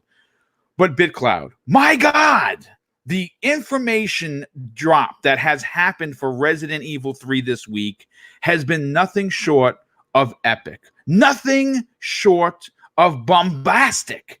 For you personally, not only is April 3rd seems like almost a year away when we know it's not, but I cannot wait for March to come in and get the hell out of here so we can run away from the Nemesis in terror. What are your thoughts on what has been shown so far for Resident Evil 3 Nemesis Remake? Well, first, congrats on the milestone. Thank you, sir. Greatly appreciate that. Hit that like button in the chat. Now, obviously, when I saw the gameplay, I had to immediately send it to you in the thread. I was like, did you see this? But everything about it, pretty much, if you had fear about this game and you thought it was probably going to be like, not necessarily slower pace, but a little, you know, in terms of speed, toned down just a tad for like Resident Evil 2 remake was. Mm-hmm. Now it's not fast, but it's kind of like it's more like it's more action based, more controlled in terms of the movement. Yes. Well, this one is like, it's pedal to the metal. When you have to run, you literally have to run. And the fact that they show Nemesis running, they answered the question of, does he still break through walls? He does. He jumps Here's ahead. a picture of him. Tell me how amazing he looks, as opposed to the blob that came out in the 1999 PlayStation version. The crazy thing is, I'm wondering, did they, especially when you have different like difficulty for this, does he play like he did in the original? Remember when you play on the hardest difficulty, he's even faster? I'm wondering if they did that for this as well, because oh my God, they killed it. Every single thing about it. He's more intimidating. He's faster. I like the flamethrower part a lot.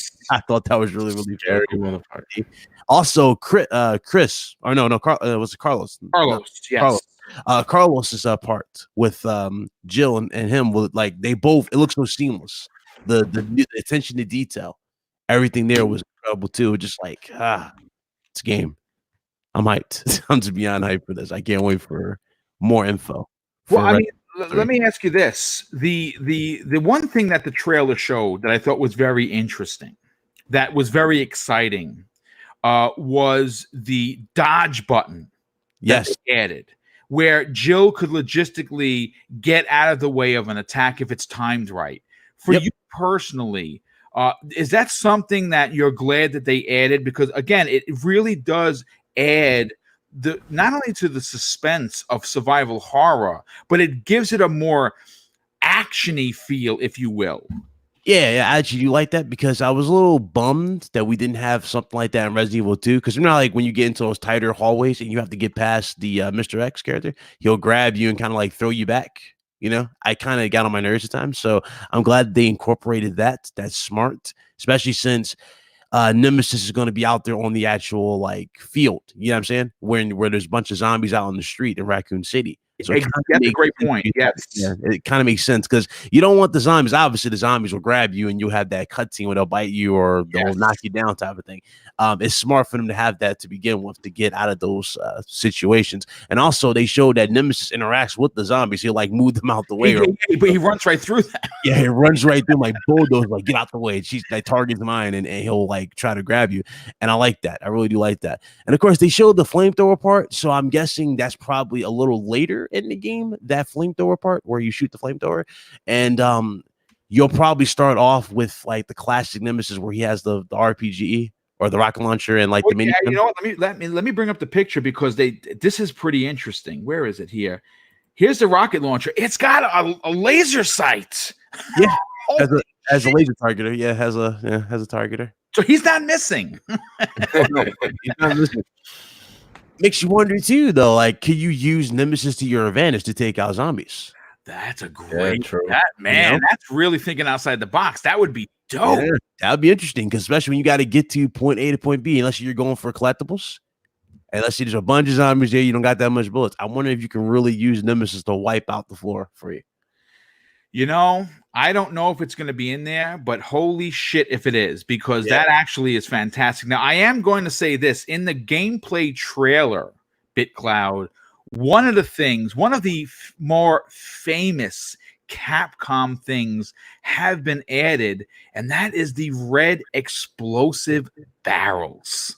Yep. And it seems like they are in video. I mean, again, they're telling a story, but at the end of the day, it is a video game, right? And it is. Yeah, they did stress that even though it is designed with the RE engine and it's basically being made to the same exact quality, potentially better. That's what we're hearing than Resident Evil 2 Remake, which was my game of the year in 2019. These red barrels will definitely not only add action to the survival horror, but save you, especially when it comes to your bullets, because you can take out a group of zombies, even hurt the Nemesis with one precise round. Does that excite you? Yeah, and they're strategically placed to get you around. Like, and I figured that they will play that factor in the game, especially when they first showed the gameplay of you on the street, you know, going through the town. I figured though they would be there for that particular reason. And of course, I'm not sure that this was the question I kind of had though for Nemesis. It was like, so when you shoot Nemesis, does he just go down to one knee like Mr. X, or can you actually beat him? You know what I'm saying? Can you beat him in these? Great question. I mean, obviously, I have weapons for you. I am going to say this: if you remember the video that I sent everybody, in that one video, the author of the article was saying that for the entire demo, he could not get away from the Nemesis. Like he just would not stop chasing him. Yeah. And people said they had a problem with Mr. X. You're in for another realm. In the save room for Mr. X and wait for him to go away. Mr. X doesn't power walks. Nemesis, he runs. He's not. This is so.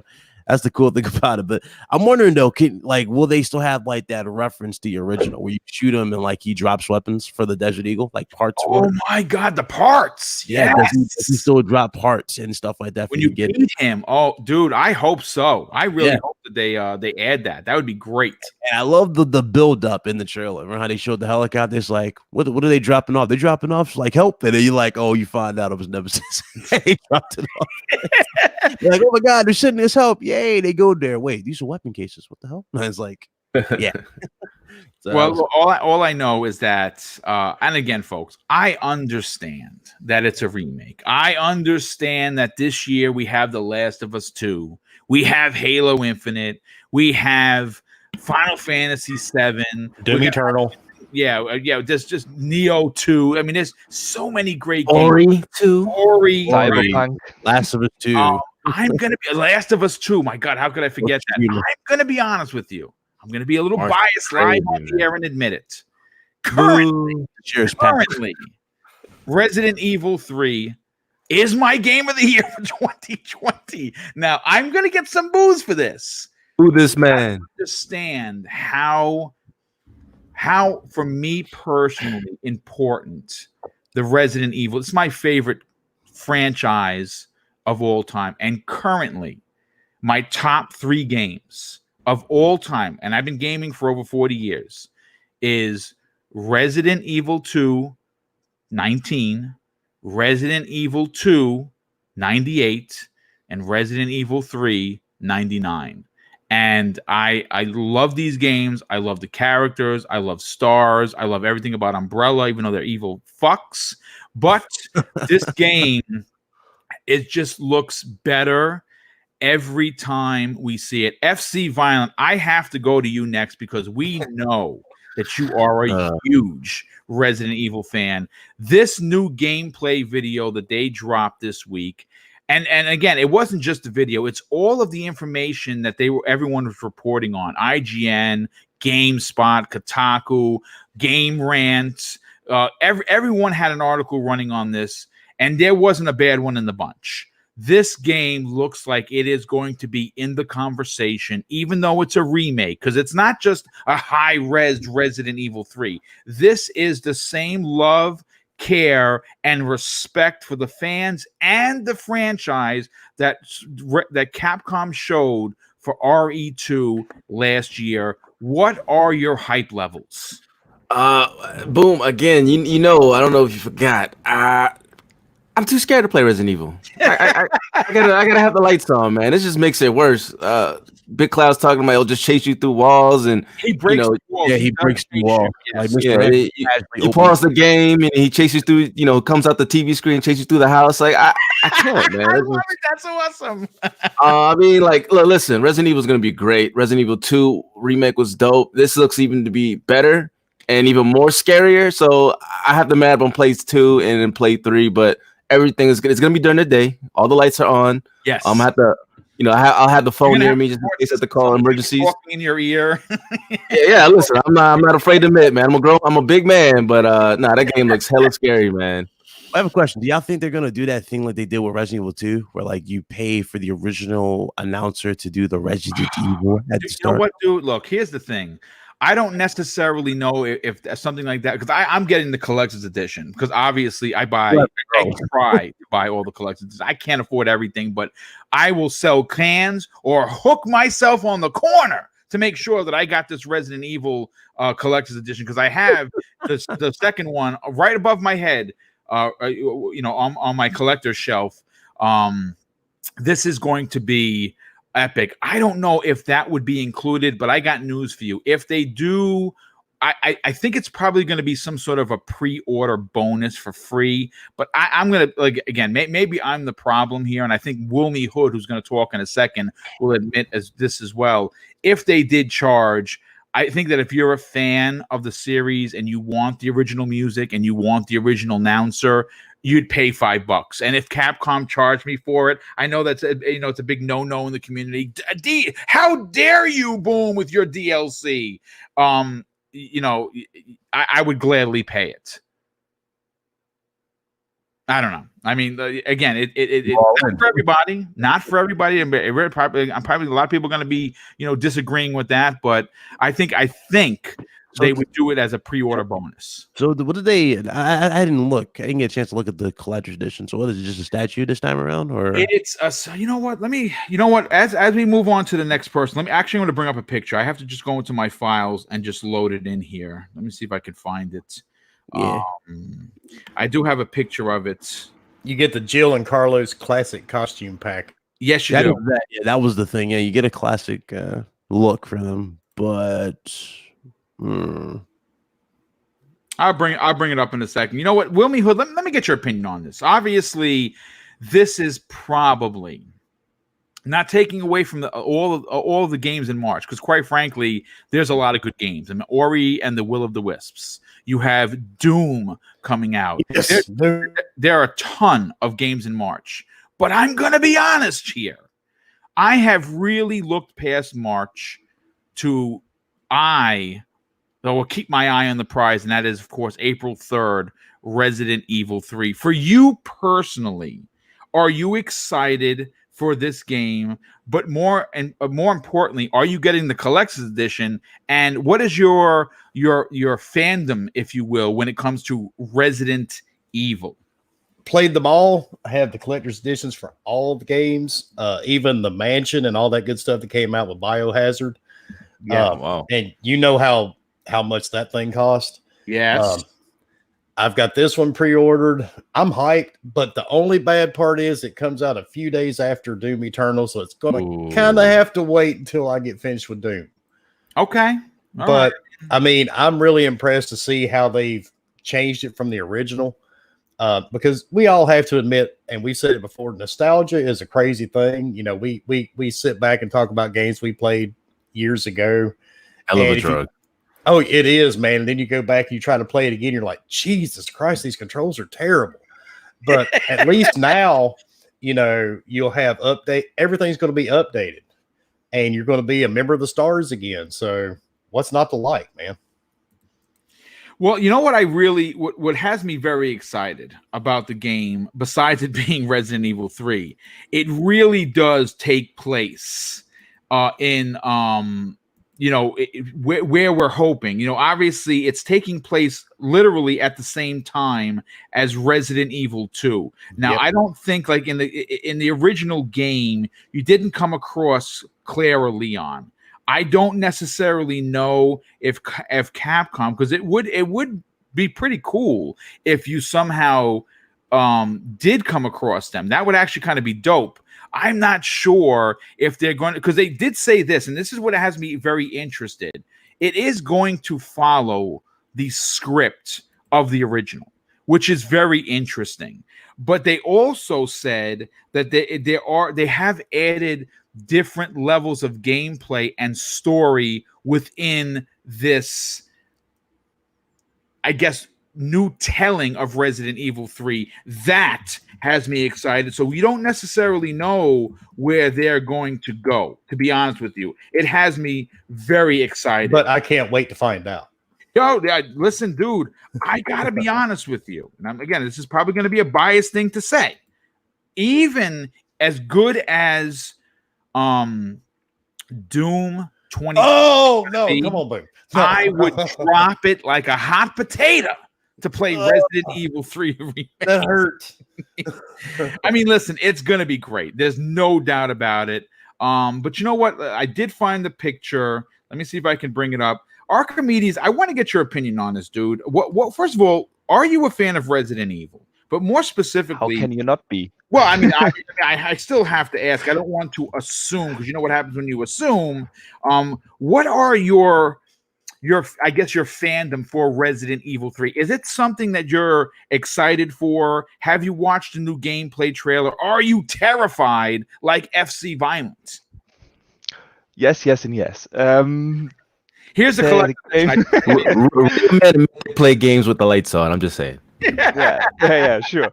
No, I play them all. I played all Resident Evils. I love them. The funny thing is, to be honest, Resident Evil 3 is 20 years old now.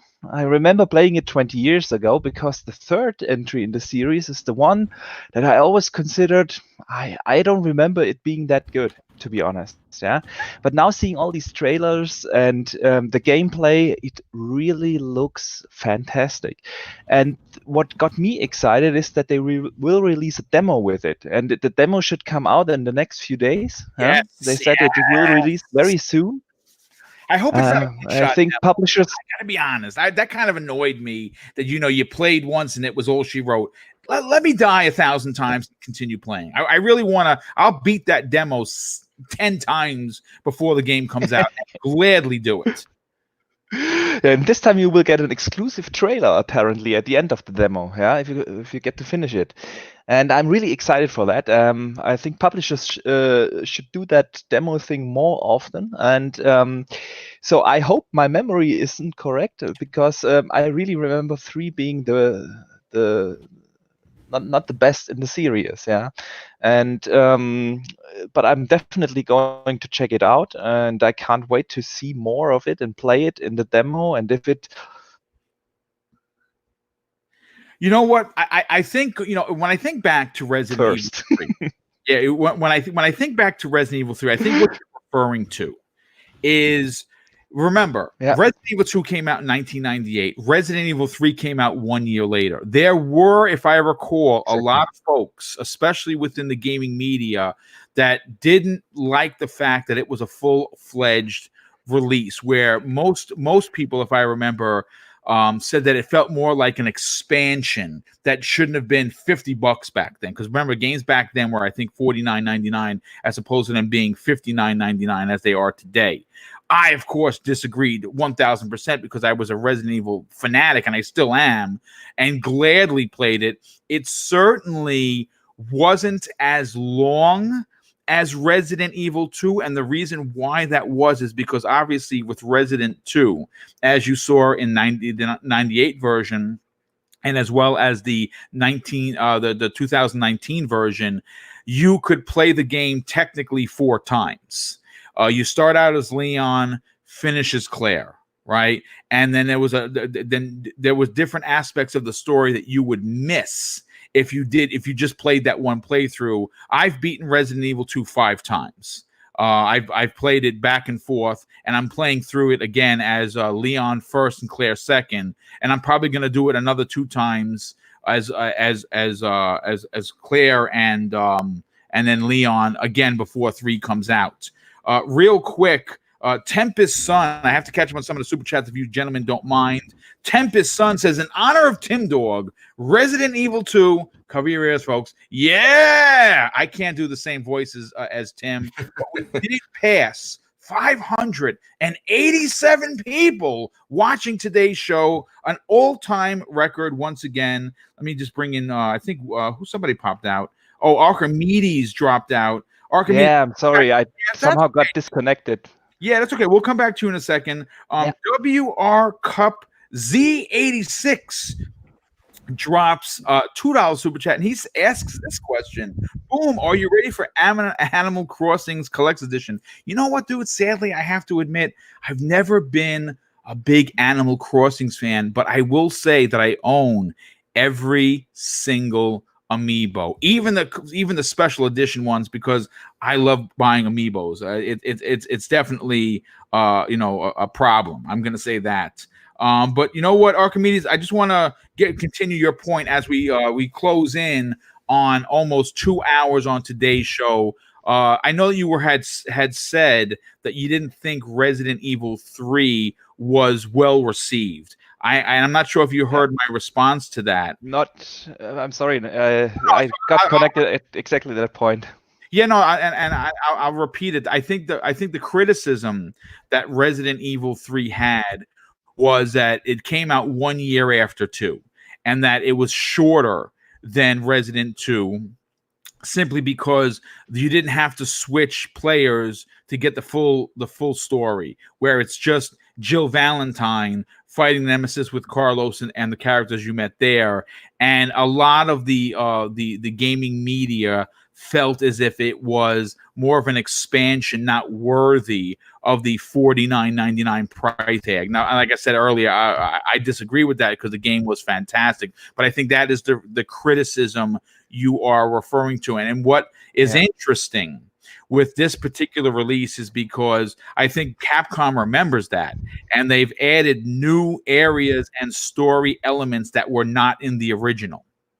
Yeah, and that is exactly what got me excited about it. And I think it is a completely different game now. It looks different. They have added not just story elements to it, also some new gameplay mechanics. They modernized the controls. So that is something I'm really looking forward to see in action. Yeah. Yeah. Now, real quick, FC Violent. If you look on the screen, this is what's going to be greeting you. Hopefully, you will have lights on. Oh man, Be afraid. I had to bring it up. But listen, I'm going to say this: we are. I don't know everyone's schedules, so I just want to ask. I do have one additional topic. Are you guys able to hang out for another 10 or 15 minutes? Start. yeah, I'm good. Okay, so you know what? I am going to go to the next topic. Let me just get this this ugly bastard off the screen before we lose SFC, because you know we definitely appreciate his. My light Found is a fully picture of on, Florida. sir. I'm good. I'm good. Love it. Okay. As we move into the next topic, I have been a huge fan of Remedy for quite some time, and we have heard some new things going on at Remedy, which has me excited as a fan of the brand. And let me just bring up some of the Remedy pictures that I pulled up for today's show. We're going to start with this one right here. Obviously, this is Alan Wake from Alan Wake's American Nightmare, which was an arcade release. And Remedy Entertainment, developers of Control, is just dropped some exciting information that they are currently working on 4 projects that includes an unannounced game. And of course, that has me as a fan, again, excited. Now, Remedy, they are the creators of the Alan Wake series, and they have several different projects in the works. Now, those projects range from DLC for Control, which comes out this month, by the way. Well, actually, I'm sorry, March. Comes out in March. The new DLC for Control, which I beat. It's actually the second game I beat in 2020. And I got to tell you, man, if you skipped out on this, one, I say you could probably get it cheap, but hold out a little bit longer, because I think that it's going to be one of the titles coming in March.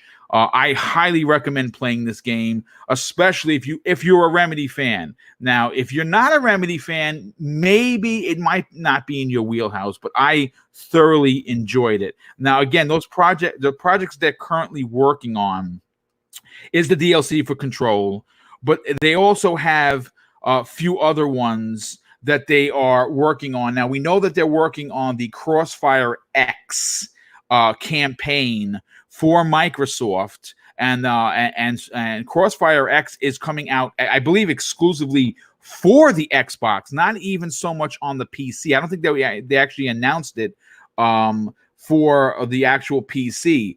But let's cut to the effing chase here. What has me excited, what has me, besides myself, bananas in hype, is what's on the screen right now. Now, first of all, Alan Wake, if you've never played it, was on the Xbox 360. It was a fantastic title. It was an original IP, and it was, of course, an exclusive for the Xbox 360. Alan Wake's American Nightmare was an original tale. It felt more like DLC per se than it actually felt like a full-fledged game, but I loved it from start to finish, and really was disappointed that we never got an Alan Wake 2. And I got to be honest with you, I kind of have to blame Microsoft for that, because we've heard that Remedy wanted to do an Alan Wake 2, and Microsoft kind of put the poo-poo on that, the same way they did on a few of their other bigger IPs that were exclusives. Now, we already know that. I mean, we know my take on Remedy. We know how excited I am for the company. I still wanted Microsoft to purchase them. They didn't. They want to stay independent. We did hear for a while that PlayStation was thinking about adding them, and I'm going to be honest with you, if they did, that would be great for Sony, because they're an amazing developer. But FC Violent, I want to go to you first on this, because obviously you don't like horror games, but you do represent being a gamer, and you do understand that Remedy does have the talent to tell incredible stories. What are your thoughts on the potential of that 4th project being an Alan Wake 2, which would be multiplat, by the way.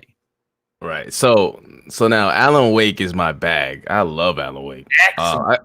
I'm not a big horror fan, but like it just gets you enthralled into the story, and that's what made me fall in love with Remedy with the original not Hitman. What's the game? It's like they created like the bullet time. They had that, and then they evolved into Max Payne. Say again? Yeah, Max Payne, which was Remedy, and then they made Alan Wake, and the game is so good. I am super excited if they do make Alan Wake, I guess 2. And I wish Microsoft did buy them, and I wish they did have them make this game instead of Quantum Break. I didn't really like Quantum Break too much. It felt like, I don't know, it's not for me. But Alan Wake is more my speed, even though it is horror, but it's just the story. Like the way they just incorporate that he's a writer and like he's like living through his own nightmare. That's just ingenious. Like I would actually watch the TV show. That's how good it was. Yeah. And of course I had the lights on. I had all the lights on, but I played it. All right. If it's a game is good enough, I'm gonna play. I don't care if it's not my, normally my bag. But Alan Wake 2, I'm all for it, man. I hope they do it. And it's interesting a little bit as well that there was talks of saying that, Remedy and Microsoft might have had bad blood, but then you hear that they're making a story mode game for Crossfire X. So that got me intrigued. That story mode that they're making is supposedly a 20 to 30 hour romp. And again, the feather in the cap for Remedy is how they tell stories. Yeah, and they're really good at that. Perfect example of that is Control. Now, granted, you had to read a lot in Control for their collectibles, but if you were into the game like myself, you did not mind because it was a Remedy told story. Yeah, exactly. And I guess I think Hazard Man said Alan Wake was dope, having used light to weaken enemies before he can do serious damage. I like the gameplay element of it and just how intense the game got. I felt like that's something that it definitely like Xbox in itself is missing, and like that horror type of game, like a thriller. It's more kind of like a thriller game, and that'd have been the perfect add-on to the Xbox Game Studios. But this is interesting, man. I hope they do, and they're free now, right? So yes. I hope they have the funding to do this, and I can't wait to play it. Well, I mean, listen, I'm sure that they're being paid handsomely to work for Microsoft, and I think that if there was the so-called rumored bad blood, they would have never accepted exactly work for Microsoft. Again, you hear this is speculation, folks. You hear this bad blood. Folks, again, I get it if something happened, but it's still a business. They still have to make money, and Microsoft obviously they have bank, and they did something with Crossfire X that no one saw coming. This is a big game that's still played heavily in the Asian markets, and especially in Korea, where the game originated from. It's basically their version of CS:GO. And to hear that not only are we going to get this game that was played by millions of people, we're getting a story, an original new story from Remedy. Man, there's a lot to be excited. But I agree with you, FC. I think that again, we don't know what the secret project is. They're not willing to talk about it. But man, I sure hope it is a follow-up to Alan Wake. And again, I don't care. Listen, I don't care if it's multiplayer. I don't care if it comes on. Yeah, I'll play whatever. As long as we can play Alan Wake 2. And I'm glad, and I'm glad that you touched on it. There was a little bit of not really a TV element, but you kind of watched TV, through the game. And even though it was a little weird, it was still interesting. So, anything else you'd like to add to this particular topic, FC? I mean, the only thing I want to add is that like Remedy is a quality studio. They really are. Now, I mean, I think when you get the PlayStation fans playing Control can see that. I haven't played it yet. I do want to play it. I mean, it was nominated for Game of the Year for a good reason. Like Remedy is showing that they can make great games, and they're very diverse in making great games. They have stellar like IP history. Like I said, they made Max Payne, which was one of the GOATs that started the whole bullet time. So, and then Alan Wake with the horror, Control with the sci-fi, with Quantum Break, and now they're making Crossfire X first, which is a first-person shooter campaign. That is dope, and I hope the fourth one is is Alan Wake too. I mean, I know that the developer and the creator loves that IP, and they got the IP back. So there's really nothing really stopping them other than, I guess, finding a publisher. But with that back and that they got from Microsoft and I guess Sony with the marketing deal for Control, I mean, they should hopefully find a publisher that could do it. Yeah, you know what? It's a franchise that has a history. It has a very good history. It has 2 games under its belt. We saw what they did with Control, right? We know that they can make a good game. We know they can make a next generation game. And I don't think they would have trouble finding a partner to put out Alan Wake 2 because they are passionate. If you've ever heard them talk about the IP, they really want to continue the story of this writer. And I think it would be great for the industry, regardless of if it's an exclusive or it's multi-plat. I just want to play Alan Wake 2. Wilmy Hood, I want to get to you on this particular topic. First of all, I don't necessarily know if you played Alan Wake, but it is a franchise that is synonymous with the Xbox. It would not surprise me at all with again, this is completely speculation town that we're going into, that Microsoft in the current form with the how bold and new they're going to be would be the publisher. Again, they have a good working relationship regardless of what you've heard from the trolls of social media. Yep. But Alan Wake is synonymous with the franchise. Microsoft didn't make the good, in my opinion, good decision to not have them do Alan Wake 2. But if they wanted to, we know that Remedy wants an Alan Wake 2, and we know what they did with Control. It would be epic. What are your thoughts on this 4th mystery project? Give it to me and give it to me now. Okay. I played the first one. I played it several times actually, and they didn't have a lot of DLC, but I played that as well. Then I played the arcade version, which wasn't American Nightmare, which wasn't terrible, but it really wasn't like the first one. Right. And more I'm all action, about, if you will. Yeah, I'm about anything Remedy makes, man. I'm right there. Even Max Payne, I played through all those. Yeah, Control, I played through Control. I would love to see this happen, and I hope it's true. And I don't really care if I would love to see Microsoft do it. If not, if it goes to if it's multi-plat, don't care. I'll buy it on either one. No, I absolutely agree. I think that the bottom line is to get a new Alan Wake from Remedy. That's the real end of the conversation. I don't care. Like I said, if you can play it on your toaster, I will find a way. They can put it on Stadia and I'll play it. Yeah, yes, I would buy Stadia to play it if it was an exclusive. Then I would have something to play.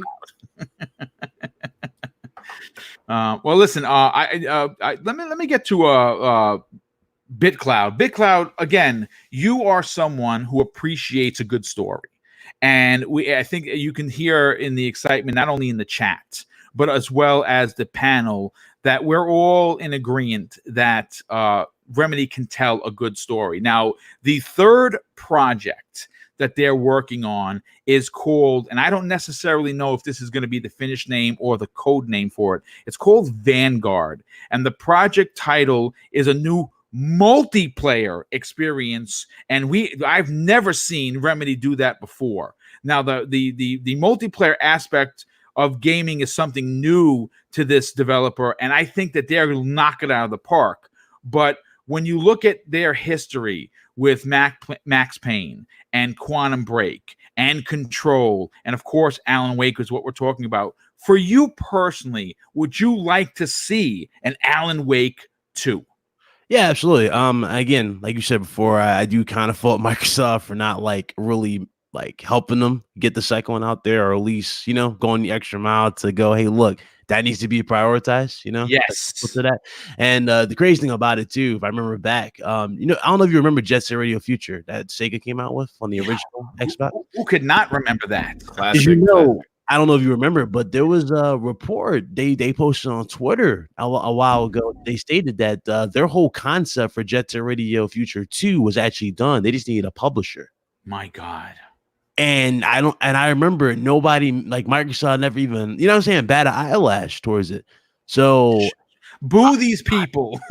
I was like, what's going on here? Like, this is crazy. Like, these are games that can definitely move a console. And maybe they wanted to wait until Series X. Maybe you'll see them in Series X. I'm hopeful, right? I'm hopeful for that. But Yes. honestly, for Alan Wake 2, I think Alan Wake will look amazing on next gen for sure. Especially when the new assets, particle, all that stuff. It will look on another level. And honestly, I hope it does get that so that they can obviously show they learned from the feedback from the first one and deliver a stellar game. You know what's interesting is, again, this is a rumor that we've all read. There are 3 DLCs planned for Control. The first one releasing next month, which I cannot wait to sink my teeth into. One of the 3 are rumored to be a team up with Alan Wake. And even saying that out loud gets the goosebumps on the back of my neck raised because, listen, if you've played Control, it's a weirdo kind of a game. It is definitely a strange tale for sure, but it does have a lot of elements, real close to the vest elements of Alan Wake. And man, to see Alan Wake come there, even if it's just a cameo, would prove a couple of things. One, that the universes are parallel with one another, which is dope. But more importantly, if they introduced Alan Wake now, the rumors of them working on an Alan Wake 2 on this 4th project that they're not talking about would be almost confirmed, in my opinion. But that's, again, my opinion. Now, Archimedes, before I get to you, I have to thank a couple of people. Sin Vendetta drops an additional and very generous $5 super chat and says this: no one should forget about Neo 2. That is out on March 13th, and there's a last chance trial you can currently download and try out for free until 3/1. Yeah, listen, I'm buying Neo 2. I loved, really, really thoroughly enjoyed Neo 1. Didn't beat it, but got damn close. JD Gamer shows his generosity once again with an additional $5 super chat, and he says this: yes, Terry Myerson, also aka known as the Human Roadblock, from what I heard, happened, and then Phil Dominus was the fix-it mode with Crossfire X, work with Remedy, and selling them back the publishing rights to Alan Wake. Yeah, Terry Myerson was not a good person, not a good business person when you talk about Xbox. He nearly, him and good old Donnie D, nearly killed the Xbox brand. Thank God they are no longer here. But Archimedes, why don't you close out today's show? And thankfully, we were able to get to every freaking topic, which is great. And I hope everyone, the 600 people, by the way, that tuned in for today's show, enjoyed it. Archimedes, what are your thoughts on the potential of Alan Wake not only showing up in Control DLC, but them working on this 4th mystery project? Do you want to see this game come to fruition? Oh yeah, I do. I mean, the Alan Wake franchise is probably, after Max Payne, the best IP they created. Yes. And Agreed. seeing that game coming back on potential next gen hardware, because let's be real, if that is true, it will come out on next gen. That will be insane. The storytelling in Alan Wake was absolutely fantastic. The elements, the horror elements, were implemented so well, and I definitely want to see that. But I don't want to keep everyone too long on that panel and in the chat. It's been great, a very great show, and some fantastic topics.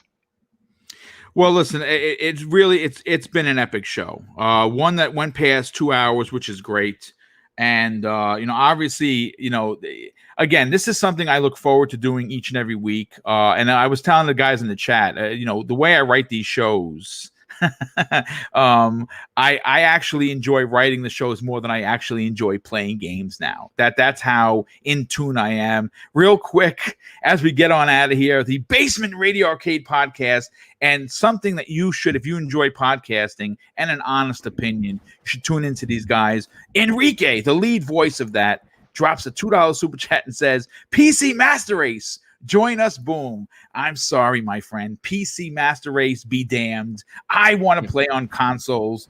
But listen, again, this has been a great show. I want to thank everyone for taking the time to hang out with us. This has been epic from start to finish. So let's get everybody on out of here.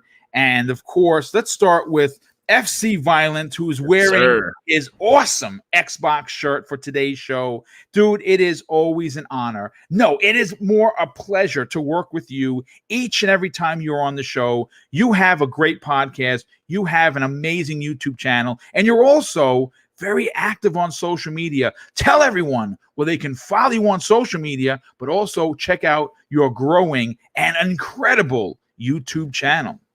Thank you. And for those in the chat saying you have to stream me playing Resident Evil, I'll do that for once I hit 1,000 subs. Help me get there. Yes, let's do that. You can follow me on FC Violent, and please don't make fun of me, man. Listen, it is what it is. Dude, there are a lot of people. My brother, Neo Mental, will not play Resident Evil anything anymore after the spider incident from RE1. So that tells you something. Yeah, I'll still play. I'll still play. But again, thanks, Boom, for having me out here, man. Having me on again. A shout out to Wilmy Hood, Archimedes, Big Cloud Gaming. It's been fun. Good topics, good debates. Again, you can follow me on FC Space Violent on my YouTube. My podcast is Vitamin G Gaming Podcast on Monday at 7 p.m. Eastern. And I do weekly videos. And I also write articles for Tick Gaming now. So Tick Gaming Network, I'm on there as well. So hopefully, and then definitely check me out in the future, man. This is fun, and I can't wait for the next one. Well, definitely appreciate that, and love working with you, and we're definitely going to have you back on again. Of course, BitCloud Gaming, you have some good stuff coming this afternoon. You have been very vocal on social media regarding your frustration with Sony, your excitement for what Sony's going to do, but also you've been talking a lot of Xbox. Do me a favor, dude. Talk about your show this afternoon, but more importantly, where could people follow you on social media? Well, first of all, shout out to you again on the milestone, 600 people, second time in a week. That's what's up, man. Good job. Thank you so much, dude. Thank you. In the chat for making that possible for Boom. I told Boom last time, first time when he actually invited me on here, I was like, Boom, you're gonna do some stuff. Just stay on the right track. So I certainly appreciate it, dude. Thank you. Good for him. But as far as today, RGT podcast episode 103 will be live 5 p.m. Eastern time on the channel. You guys can follow me on YouTube at BitCloud Gaming, the same as Twitter. And I am looking forward to today's show. And obviously, I also do 101s with other YouTubers, and this is something I've been doing for quite a bit. Actually, I jumped on. That was this week. You had a 1-on-1 with a very good friend of mine, someone I'm actually going to get a chance to, rub elbows with and actually have a Dr. Pepper with at E3 2020. And that, of course, is who was on your show? Gaming Forte. That's right, Gaming Forte. Now, listen, if you don't know, not only is he our resident know-it-all for everything GameStop, he is a proper gentleman and someone that is a part of many podcasts. If you're not subscribed to this man's channel, do it now. But I got to tell you, that one-on-one that you had this week was fantastic, and you need to continue that because those one-on-ones are really well done. Yeah, everybody keeps hitting me up. I get a lot of demand for them. Everybody says, Ryan, do more of those, please. So I'll be doing more of those, especially going into next week. So I'm gonna see if you got time in your schedule. We'll definitely absolutely. I'd be more than honored to be a part of something like that. I think that's a great addition to your channel. And one-on-ones are great because you get to really learn about the person that you're interviewing. It's really well done. Absolutely. So, yep, definitely. All that will be happening on the channel. But yeah, as far as everything else, I do appreciate it. Hope you guys enjoyed the show, and I'll see you guys on RGT. Oh yeah, definitely tune into this evening to RGT. It's going to be amazing as always. Wilmy Hood. Not only was he a panel member, not only does his generosity continue to blow me away, but you get to know more about this man. And obviously, don't cross him, because if you're an asshole, he is going to block you. And I have to appreciate that about the man. But he's also one of the hardest working people. He is a business owner. He owns his own business. He does a job that most people would never do, even if it was paid well. Yeah, But and if FC thinks playing a game scary, he should do what we do for a day.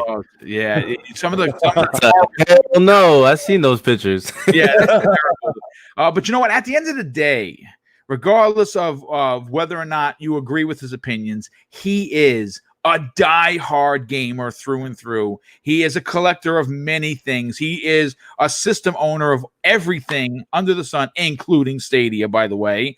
Please tell everyone where they can follow you on social media, potentially be blocked by you, again, if they're an asshole, and check out your incredible and growing YouTube channel. Well, thank you for that amazing outro, Jesus. I hope I can live up to that.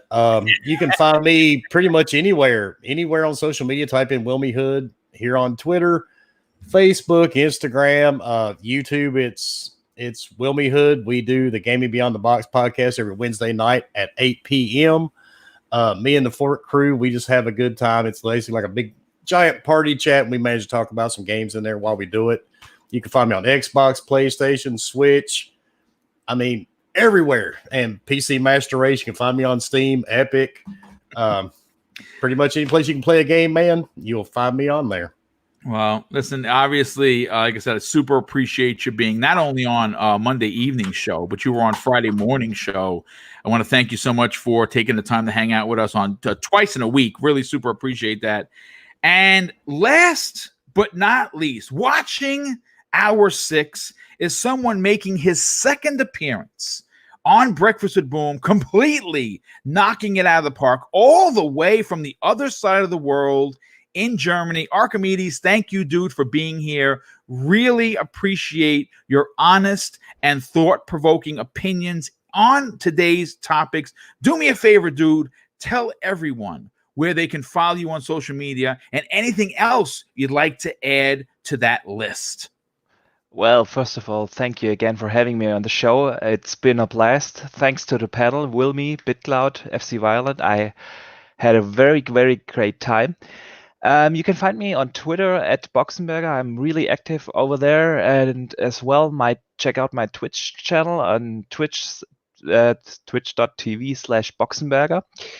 And yeah, I hope to be back on the show again. Thank you, Boom.